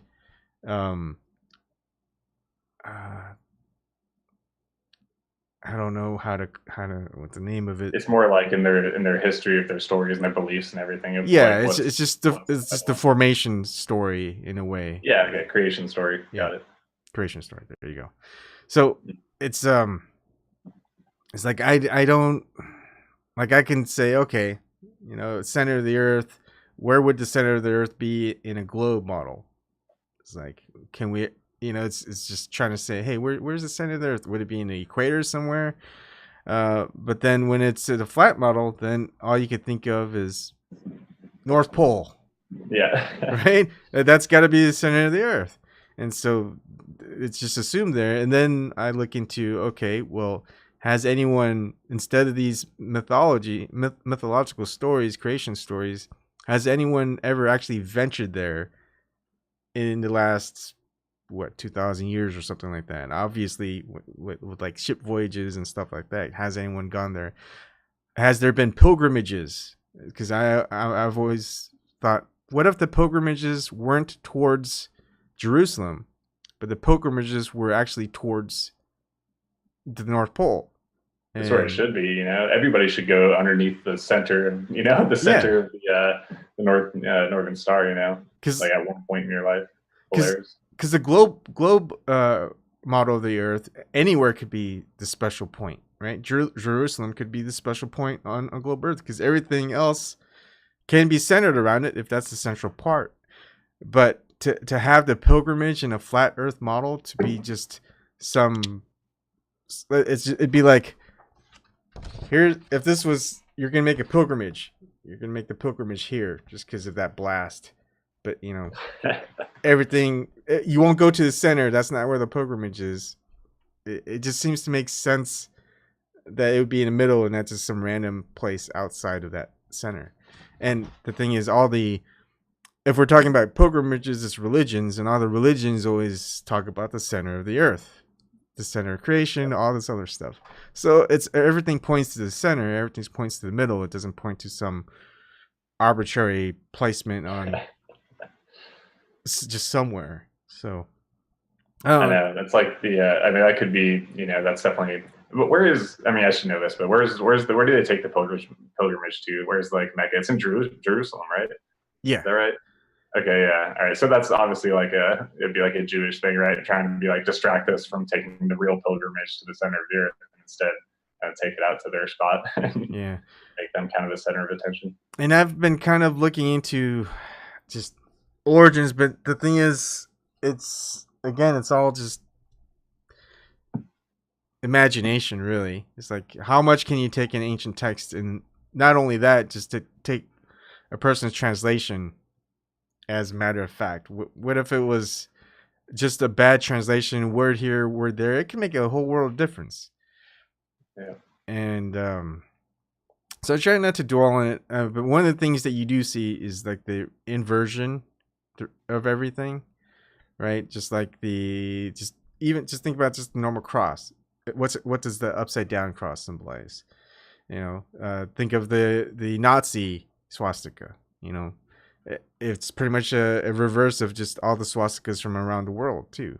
So it seems like whoever it is that seems to take control, they invert all the things that are good and make it bad. But the thing is that I mean, if organizations are the same way, like a lot of people think that the Freemasons were set up to do good, but then they got infiltrated by the Illuminati, and now they're not very good. And who's to say that couldn't have happened from the very beginning? Because they had to start somewhere, right? So my thing is, like, right now everyone thinks that the Jews are the sons of the Hebrews, that they're the chosen ones, but maybe they just found a textbook and they go, hey, we'll just say we're the chosen ones. Everyone has to believe us, and we'll just destroy everything that says otherwise. That's one way to start. But the thing is, I don't want to put the blame on them, but again, they are the ones that take it upon themselves to say they are the chosen ones. There's no other race, no other religion says that certain people are the chosen ones. So you kind of have to focus on that, but to even talk about it is being anti-Semitic and racist and whatever. So they're pretty much just the most likely cult at this like they're just the most likely bad guys, but we don't know like anything really, but they just kind of seem the most likely. But really it's going to come down to whenever everything does get exposed, then we'll figure, it's going to happen, right? It's like it really is going to happen where everything's going to get exposed, and then we'll know the truth then. There's I don't know why this is coming to mind a little bit when I talk about like, everything getting exposed. It's really interesting. Like it's becoming a very popularly talked about thing where like the truths are coming out type of thing. Like I don't know if you know who Gary Vaynerchuk is. I follow him. He's a pretty popular guy. He's a business owner and like an influencer person. But he talks about like social media stuff, and he's like, the phone is really, it's not like making people bad. It's just exposing people for who they are. And kind of anybody who's like faking or anything like that is really starting to get exposed. It's just a really interesting thing. There's a lot of things coming to light. Flat Earth being one of them, of course. I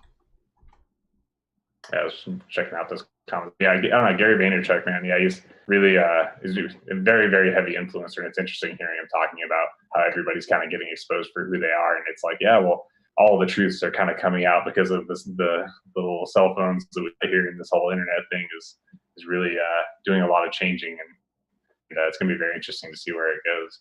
It's going to expose things. Yeah, and that's another thing is, it's not entirely blamed on the Jews, because we look everywhere. It's not just the Jews that are complicit.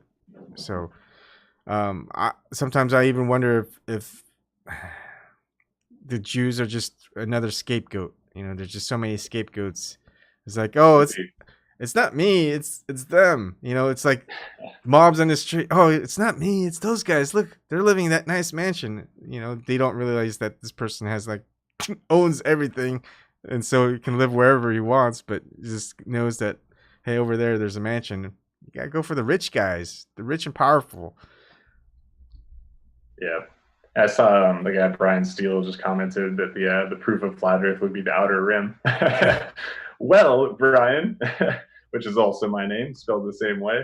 Yeah. That is my goal for my channel, is to go find the edge. So that's why it's called Antarctic Expedition.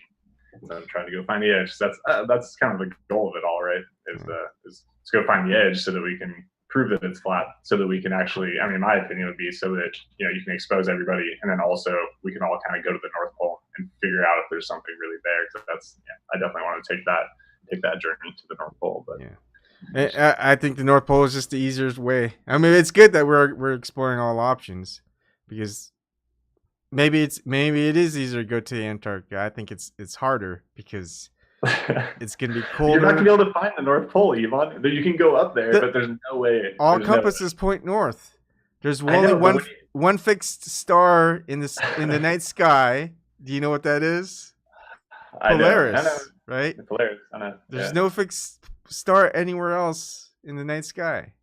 There's gonna be, but it's too easy to hide. It's too easy to hide because it's one location, so they can just border that up and be like, no. But you can know by where the other constellations are. I mean, yeah, Dipper, you could definitely Dipper. go find that point. I agree. It's just an interesting conversation, man, because I do waffle a little bit from time to time. I'm like, oh, why am I going to Antarctica when I should want to go to the North Pole? Because I want to go to the North Pole way more. I know. It feels harder, dude. It feels way harder because you could go up there with a bunch of people and they could just turn around and be like, sorry, this exact location where you want to go is it's actually a military base, but the North Pole is right over there, just a few miles that way. You're not even at the North Pole. Because, dude, you could look up and be like, oh, we're right underneath they're going to be like, no, you're not right underneath it. It's just like a few miles in that direction. And you're going to be like, oh, like, well, no, it's not. And they're like, yeah, it is. And then what? You know, then you get turned around, you post all that content on YouTube or whatever, and people see it and they're going to be like, oh, this group of people thought that was the spot, but really they're just dumb. It was actually over there. And they should have trusted like the military people. And so there's just a lot of ways to get turned around and get thwarted, you know. Antarctica, there's no way. There's no way. You can't like, okay, we'll just go around that way then and then keep going in that direction. There's like so many different ways you can find it. It's all over. But what would you use to show people how to get there again? How to get to where? To Antarctica, to that spot that you proved. Dude, if you find it and you take pictures of it and shit and you come back with it, or a bunch of people see it and come back with all these stories and stuff, then I mean geographically, whether it's through the stars, which route would I take or whatever? No, well, however you find it, because maybe if it's hard to even map out because we don't really have a working map of a flat Earth, right? Right. So you're just gonna have to keep exploring Antarctica until you find something. But what's gonna be the way that people will find it again? You're gonna have to kind of use some marker of some kind. That would typically be the night sky. So you'll have to record the constellations. You'll have the same problem as the North Star. The only problem is you're gonna have to. I mean, people, you'd be able to get to it from anywhere if it turns out. You're kind of broken up. Hold on. My connection is unstable. It's not working. It's just connection is unstable. Oh, shoot. Sorry, man. That's all right. So the last 30 seconds, I don't know what you said. But here's my thing, right? If you say this is Earth, I'm gonna have to print out an Earth picture. Except probably not. Okay, think of this as a flat Earth, right? You just decide to go here, and it's like, oh wait. What we need to do is it's impassable. There's just huge ice wall sheets, whatever. So you decide to go like all the way over here. The distance from there all the way to there is a lot further than, okay, it's not quite the center. Let's go there. You see what I mean? I mean, can you hear me right now? Yeah, I can hear you. Okay, all right. Yeah, like you're right, but I mean, you can still go anywhere in that. I wish I had a circle thing I could point to. This is a small circle, but So this circle here is, I mean, you could go, even if I started here and I went and found the edge right here, I come back and tell everybody, then they could just go up here and do it themselves, or go over. I can still tell them where I launched to be like, yeah, I landed here and I went south and found the thing, found the wall and stuff, so you can find it yourself. I mean, you can't, when I find it here, anybody can go anywhere, like anywhere and find the same exact thing. It doesn't even matter. Like if I go any direction, it's a win, as long as you just keep going in one direction. Any which way south, you're gonna find something, and But it's what pretty easy. But what if it's just all ice? I mean, say there's no mountains. Like if we look at Google Earth, you can see kind of mountainous regions and stuff. What if it's just totally all ice? It's like, how are you gonna say just keep going that direction? And remember, south is just everything that's not north in the flat. Right. But it's Flat if I keep going south and it turns out it's just an infinite plane or whatever, right? If it turns out that's the case, instead of me hitting a firmament and being like, cool, picture, I come back, success. If it turns out that's not the case and it's an infinite plane or goes hella far anyway, then I'll go so far to where if the sun is local, right? If it's close to Earth and everything, and you go hella far south, you're gonna end up not even seeing the sun at all, right? Even in the dead of summer for the southern hemisphere, you're not gonna be able to see it. How are you gonna survive? Well, once I get to a point where I'm like freezing cold and I'm like, oh my god, the sun is not even visible for 24 hours, and I document that on a video, right? I'm like, okay, I haven't seen the sun for 24 hours. I'm in Antarctica. It's a clear sky, clear day. Then that's proof right there as well, You'd have to go there on like near the summer solstice, because if you go in the dead of winter, they're gonna be like, yeah, you're gonna have 24 hours no sun in the dead of winter. Yeah, you know what I mean. Yeah, I'll go in the dead, for us, the dead of winter, for them the dead of summer, where it's like 24-hour sun. You actually should be able to see the sun completely the further south you go, Yeah. Anyway, I know we're getting into Antarctica shit again. No, it's good. Let's see. Yeah, it's just Brian and Nathan talking. I like reading what everyone chats. It's good stuff. Because what I like about it, when there aren't people trolling and you're frozen again. Okay, we're good. What I like about when people aren't trolling, the conversations that are in the chat, it's pretty cool, because I'm taking a look at them. It's useful. I feel like, okay, this is a good way to look at things. Or some of them, like Nathan, is just so knowledgeable. It's like I even forget all the research that I do, and where I'm just pouring into it, and it's like I can't remember again. Nathan's right there. It's like, oh, Book of Enoch. Oh, 112 tribes of Israel, and all this other stuff. Is like, oh, right. And the same thing with you. Is like we're all in tune, constantly researching, constantly looking at trying to look at things from not just a different perspective, but a perspective where everyone could easily recognize, right? What's the point of having a very unique perspective that no one else can really imagine or formulate? It's just so out there. It's like, how, like you'd have to do mental gymnastics or something like that. Like, it's not going to get people to think a certain way, because it's just going to be too difficult to think that way. Yeah. I saw Brian Steele there said it was saying if you use the global map of Antarctica and then you go across it, that it would confirm the flat Earth was false and that the globe model was correct. And I'm like, yes, and like that's exactly why I'm doing it. You know what I mean? Because I'm not afraid, right? Like I know the truth, and like I'm happy to go and prove it. And that's why I hope that people who believe in the globe will not like bash the idea. They'll be like, okay, yeah, go find the, oh, you are actually trying to find the edge, then like go find the edge, like, or like, and I'm like, yeah, I'm trying to, so. The only ones who are going to prove that the Earth is a globe, or if it's flat, is going to be someone that's a flat earther. Because a globe earther is going to say, hey, we already live on a globe Earth. We already know. Yeah.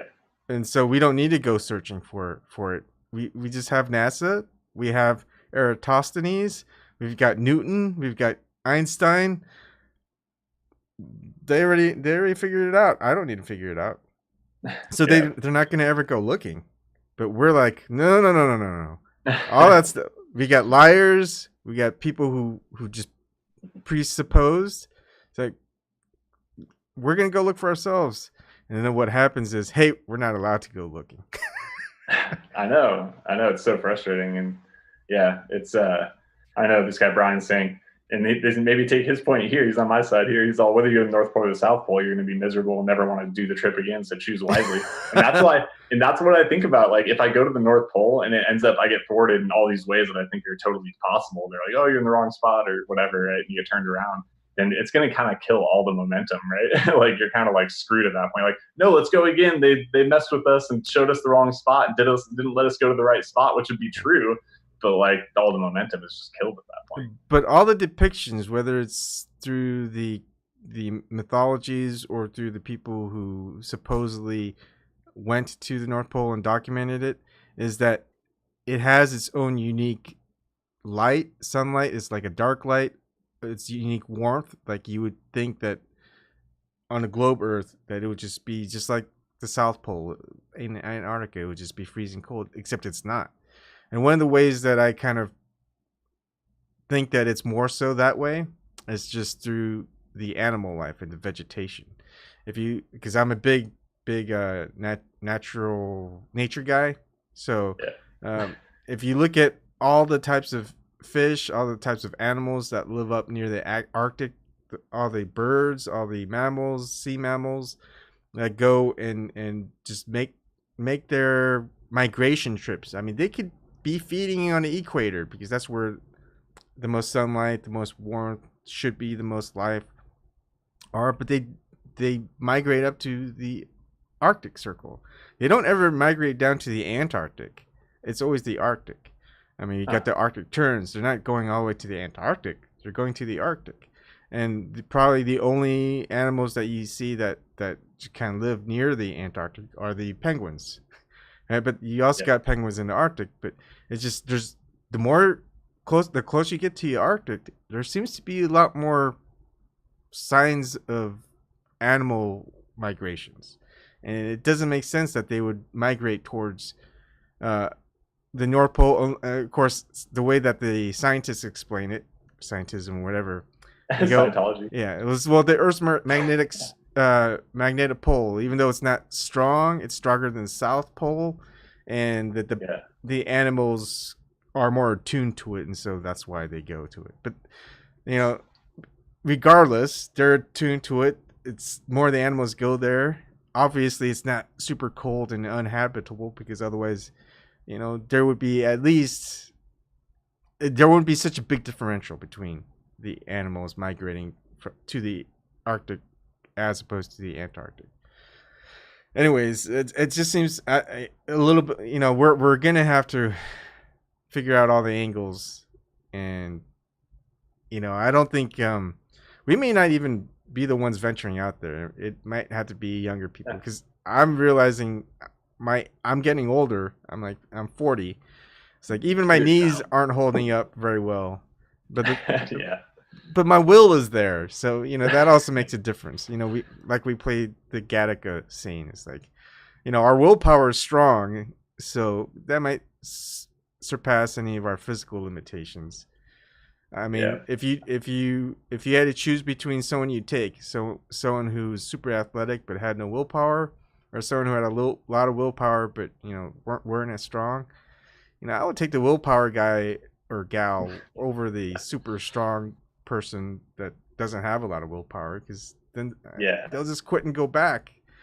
I mean, I'm taking everybody I can get, man. Like, honestly, like if I go around, I'd take anybody. Like, you want to come and make it 20 miles and then be like, okay, like, I'm kind of burnt out, my knees are hurting and shit, like, I gotta turn around, it's too cold, my knees hurt, whatever. Like, okay, but you can still pack in a lot of shit and hand off food and supplies to us, and like, to report back to people that we went in that direction. It's like, dude, useful. Like, everybody's useful, and like, I don't know, myself, I'm ready to go. I'm 32 and I'm like in the best shape of my life. Like, I could run across, I could do some shit. I can do some damage. Yeah. All right, let me look at the comments. Well, Brian Steele, anyone who proves that the FE model is false would be immediately disavowed by the FE community. That's true. That's why I'm trying to get everybody to come, So I'm trying to get everybody in the flat earth community to be like, come with. Everybody is welcome to come with. So you get the entire community to go. Then what are they going to say, I don't know. I feel like a flat earther would do their due diligence. I think we would do it right. And it's like, we would also say, don't believe me, because that's what every flat earther says. Do your own research. Here's my coordinates. Here's exactly what I did. Here's everything that you need to do to get there.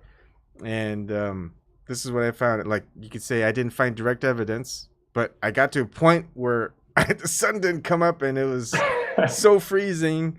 And you could take a picture of the night sky. It's like, these are the constellations. Has anyone ever seen these constellations before? Or maybe you get to the point and it's like the stars end. I mean, that would be something. You can see constellations if you look north, but then you actually look to point south where it's just totally dark. The sun doesn't even go there. You don't even see stars or constellations. It's like, that shouldn't happen in a globe model of the Earth, right? We should be seeing stars constantly, but who knows, at the edge of the firmament or whatever, maybe we just you don't see it because I mean, dude, if you can go like 3,000 miles is about how far across Antarctica is, right? It's about the size of the United States, and if I just went, what's up? Oh, west to east, yeah. Sorry. Yeah. I mean, obviously, depending. I'm approximating, but so if I go that far or more, then that would be proof right there as well, right? It would be like, okay, well, I just went farther than the continent is supposed to even exist, so that must be proof right there as well. So as long as you document how far you go, I think that would do a lot as well. But I mean, if that happens, then you can say, well, you pretty much proved it's not a globe Earth, and most likely there may not be a firmament, but at least we're at least 1 out of 2. It's better than figuring something out. And I wonder how far the extent of the military from all over the world are at monitoring and guarding the Antarctic.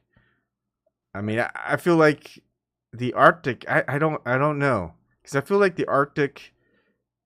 Because the mythologies state that the North Pole is a spiritual journey. If you some on certain accounts, it's like if you go there, well, one, you have to have the mind of a child, which is interesting enough. The other part is you can't get there physically. So does that mean you die, right? But you get to go and choose based on your intent or your will. So it's like, is that to be taken literally? Is that supposed to be taken, some other way?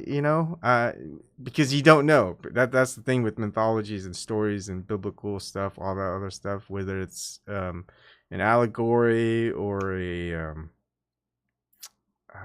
parable, right? Or is it really literal? It seems to be a mix of those, and we have to kind of assume which one it is. That's it. Could be where if you go up there and if you're like a dick, then you just see ice and stuff, right? But if you're a good dude, then you end up seeing the whole Mecca, right? I would say if you don't believe, like maybe you have to have some faith. Like I'm expecting to see something, but someone who goes there that's not expecting to see something, maybe they don't see it. So maybe it's what we. It's like one of those things is it is what you expect it to be that will be there. And so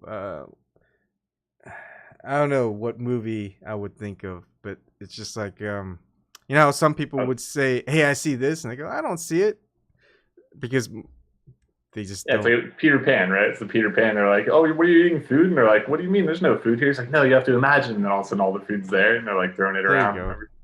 Yeah. All right. Oh man, there's so many people talking.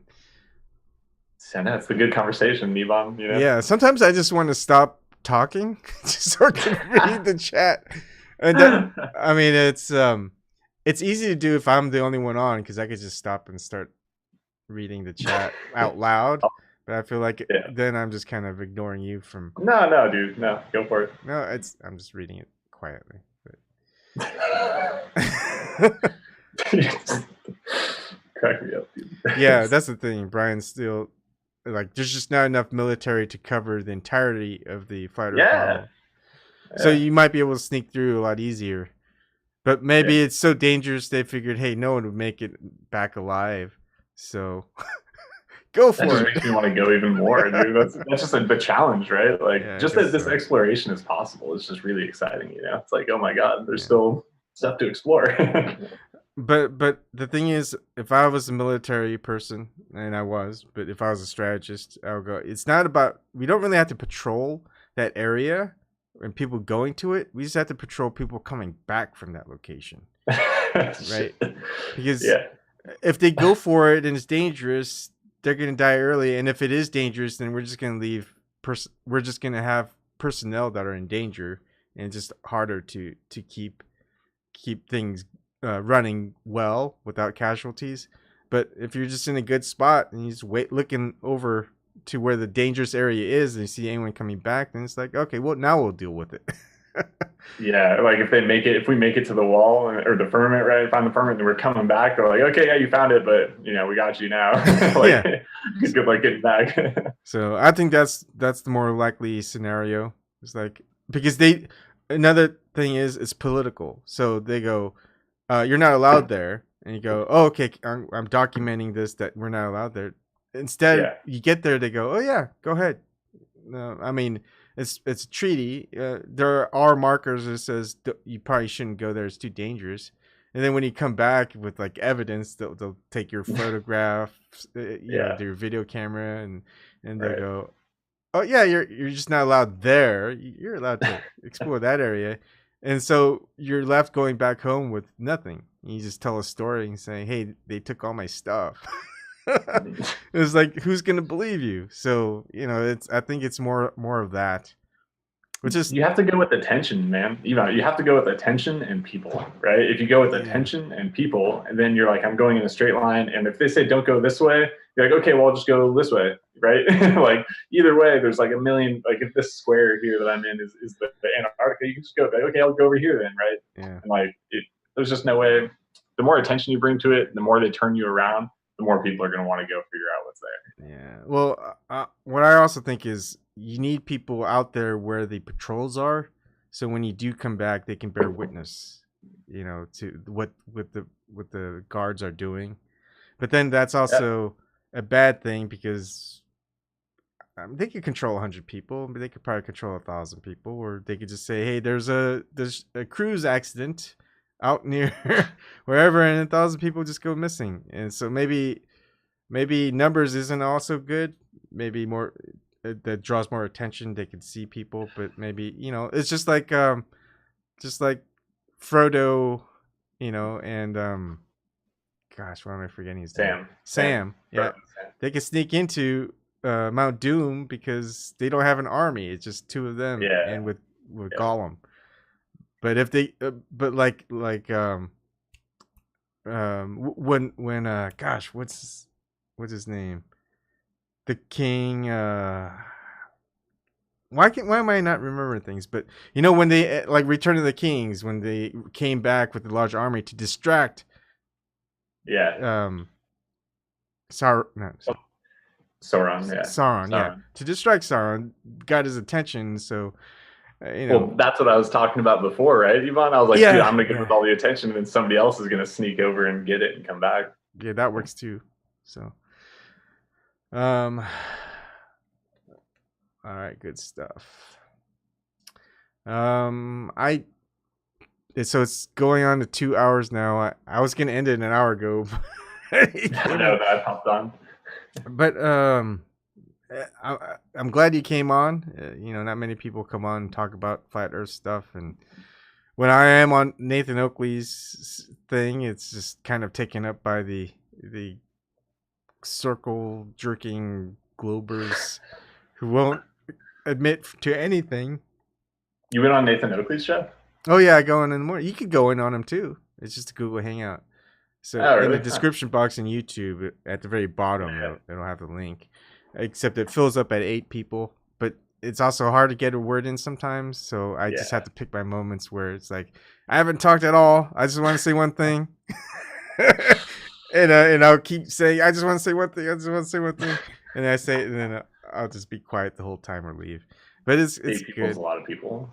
Yeah, but it's good. I like listening to everyone and just kind of get their take on it, and just sometimes I just get really annoyed because the globe people I know that they're agent trolls or whatever, and it's like, look, I understand the model, the globe Earth model, because I came from there. It's like, how do you not know it and you're still fighting it? It's like it just kills me. It's like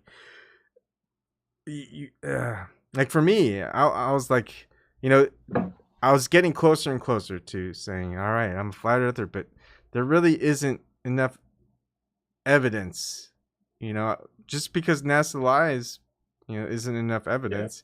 But then I look at okay, so how did people 2,000 years ago figure out that the Earth was a globe? Because if they figure it out, I can figure it out because we don't have to rely on technology. And then I look into it and I was like, well, again, right? What casts a shadow over the moon? Can it be flat? Can it be round? It doesn't matter. You can't tell. It's just a shadow. Shadow has no 3-dimensional shape. It's just 2-dimensional. So you can't tell what's casting it is a 2-dimensional object or a 3-dimensional object, especially if it's a circular object. So that didn't help. I was at that point I was more into like you can't tell either way. Just like if you know when you look at the stars, it's like, wait, we're looking at the stars to find out what's beneath us. It doesn't make any sense, you know.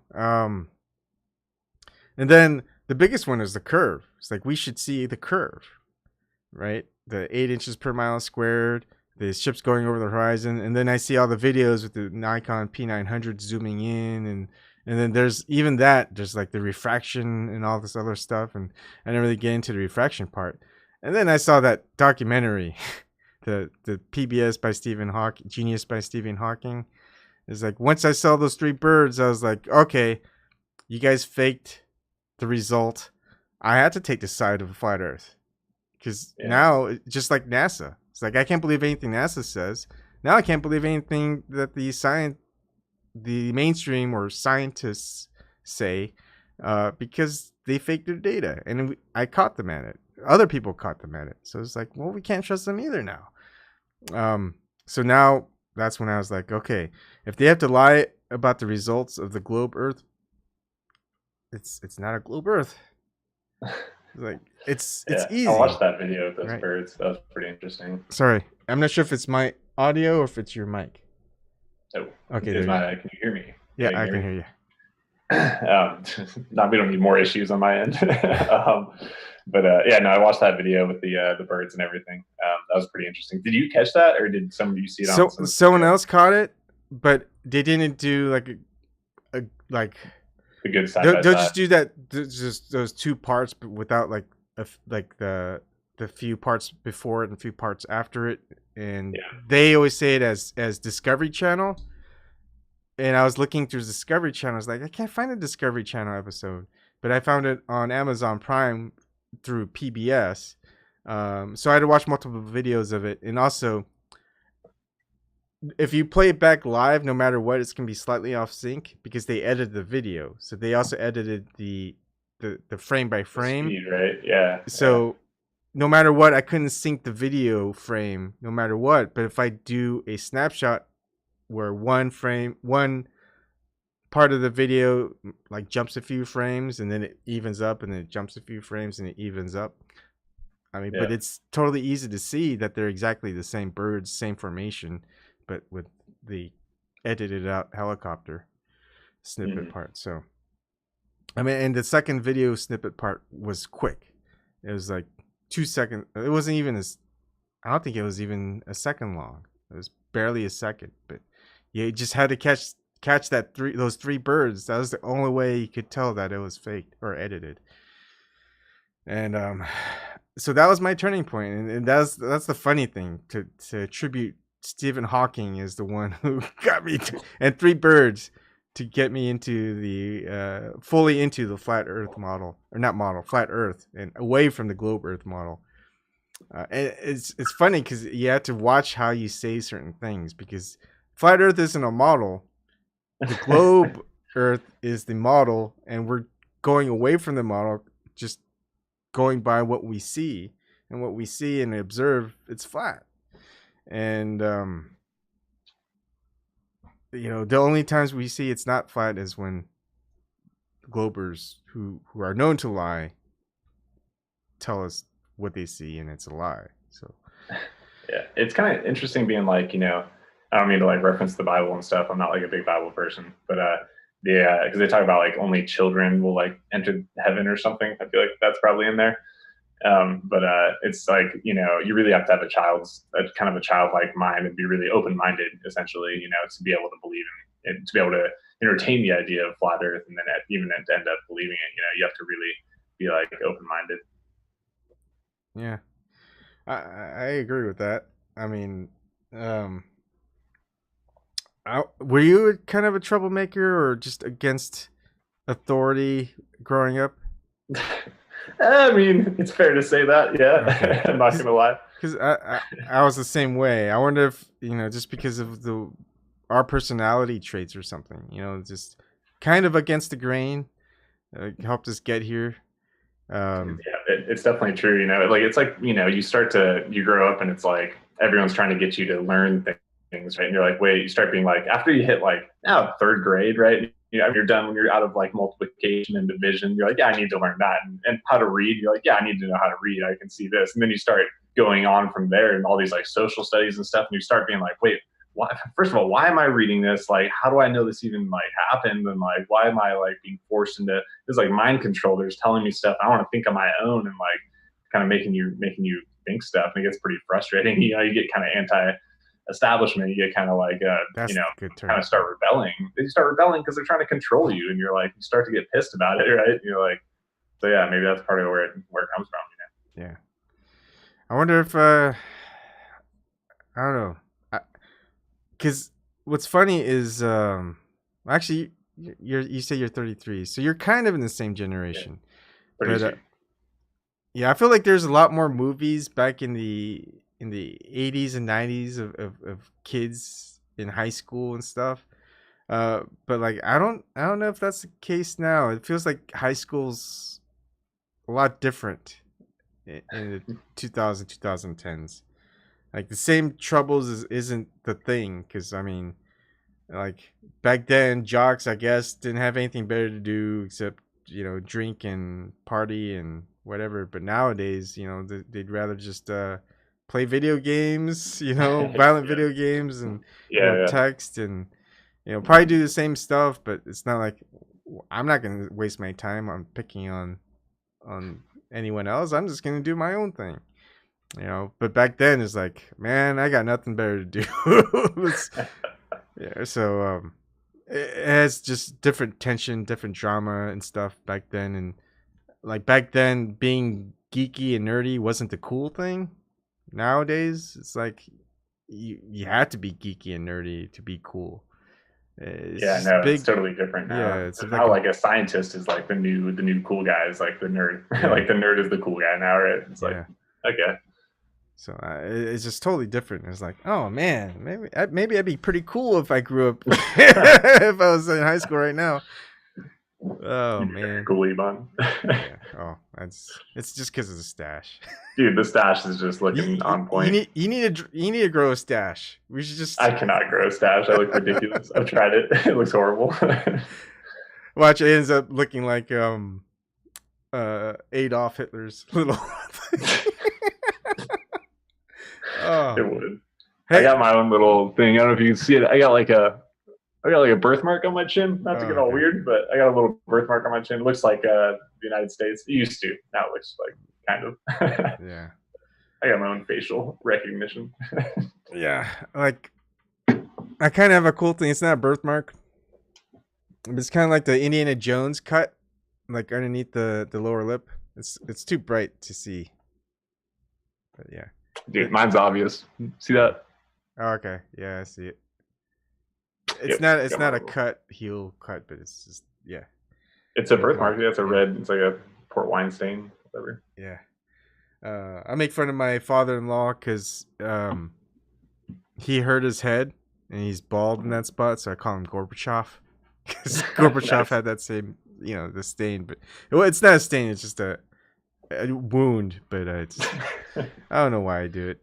I had a tendency for calling people names.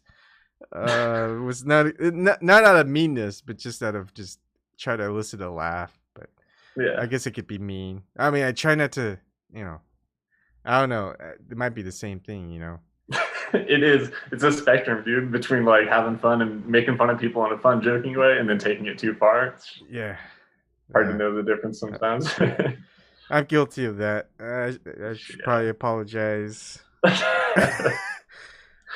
I don't know if I'll ever meet those people again. Like, it's not like I want to ever go to like a high school reunion or something like that, right? I feel like everyone that I want to keep in contact with, I do, and so why force it? I'll go to my high school reunion for sure. I missed my 10th, but I only graduated with like 70 people in my whole entire like class or whatever. So it was a small, one of those things. I grew up with everyone from first grade to graduating high school, and so like I know everybody, But wow, 70, that's really out there. Yeah, 70 people. Well, I graduated with actually a little less than 70, but yeah, I mean, it's all the same people, man. First grade, pretty much all the same people, first grade up. That's what happens. I don't know if I told you, I'm from Tahoe. I'm from Lake Tahoe, and in like California, Nevada, or whatever. I'm from Nevada, the Nevada side myself, but I'm from a place called Incline Village. Okay, to give you an idea. Yeah, I think my graduating class. I don't know. For some reason, I keep wanting to think 300, but I think it's more like 500 or 600. It's just a lot of people. Too much. Yeah. Yeah. It's keep track of. Yeah.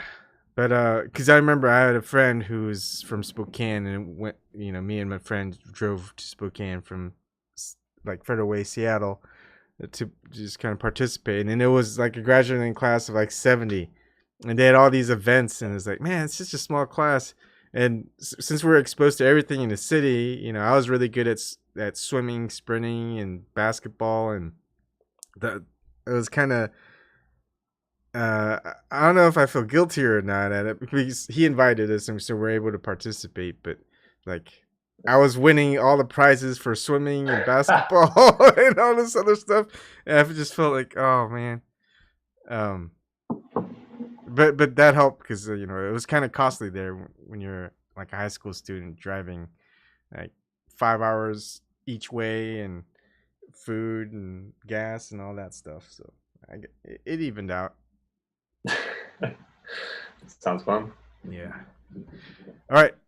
Thanks for stopping by. It's 2 hours 10 minutes and almost 2 hours 10 minutes. And see everybody later. Thank you for stopping in. I'm gonna have to reread the chat later, and I'll see you around. It was cool, man. There's a lot of comments and stuff. That was pretty engaging. Yeah, I'll try to keep stopping by, man. So it's good talking to you. All right. Thanks. See ya.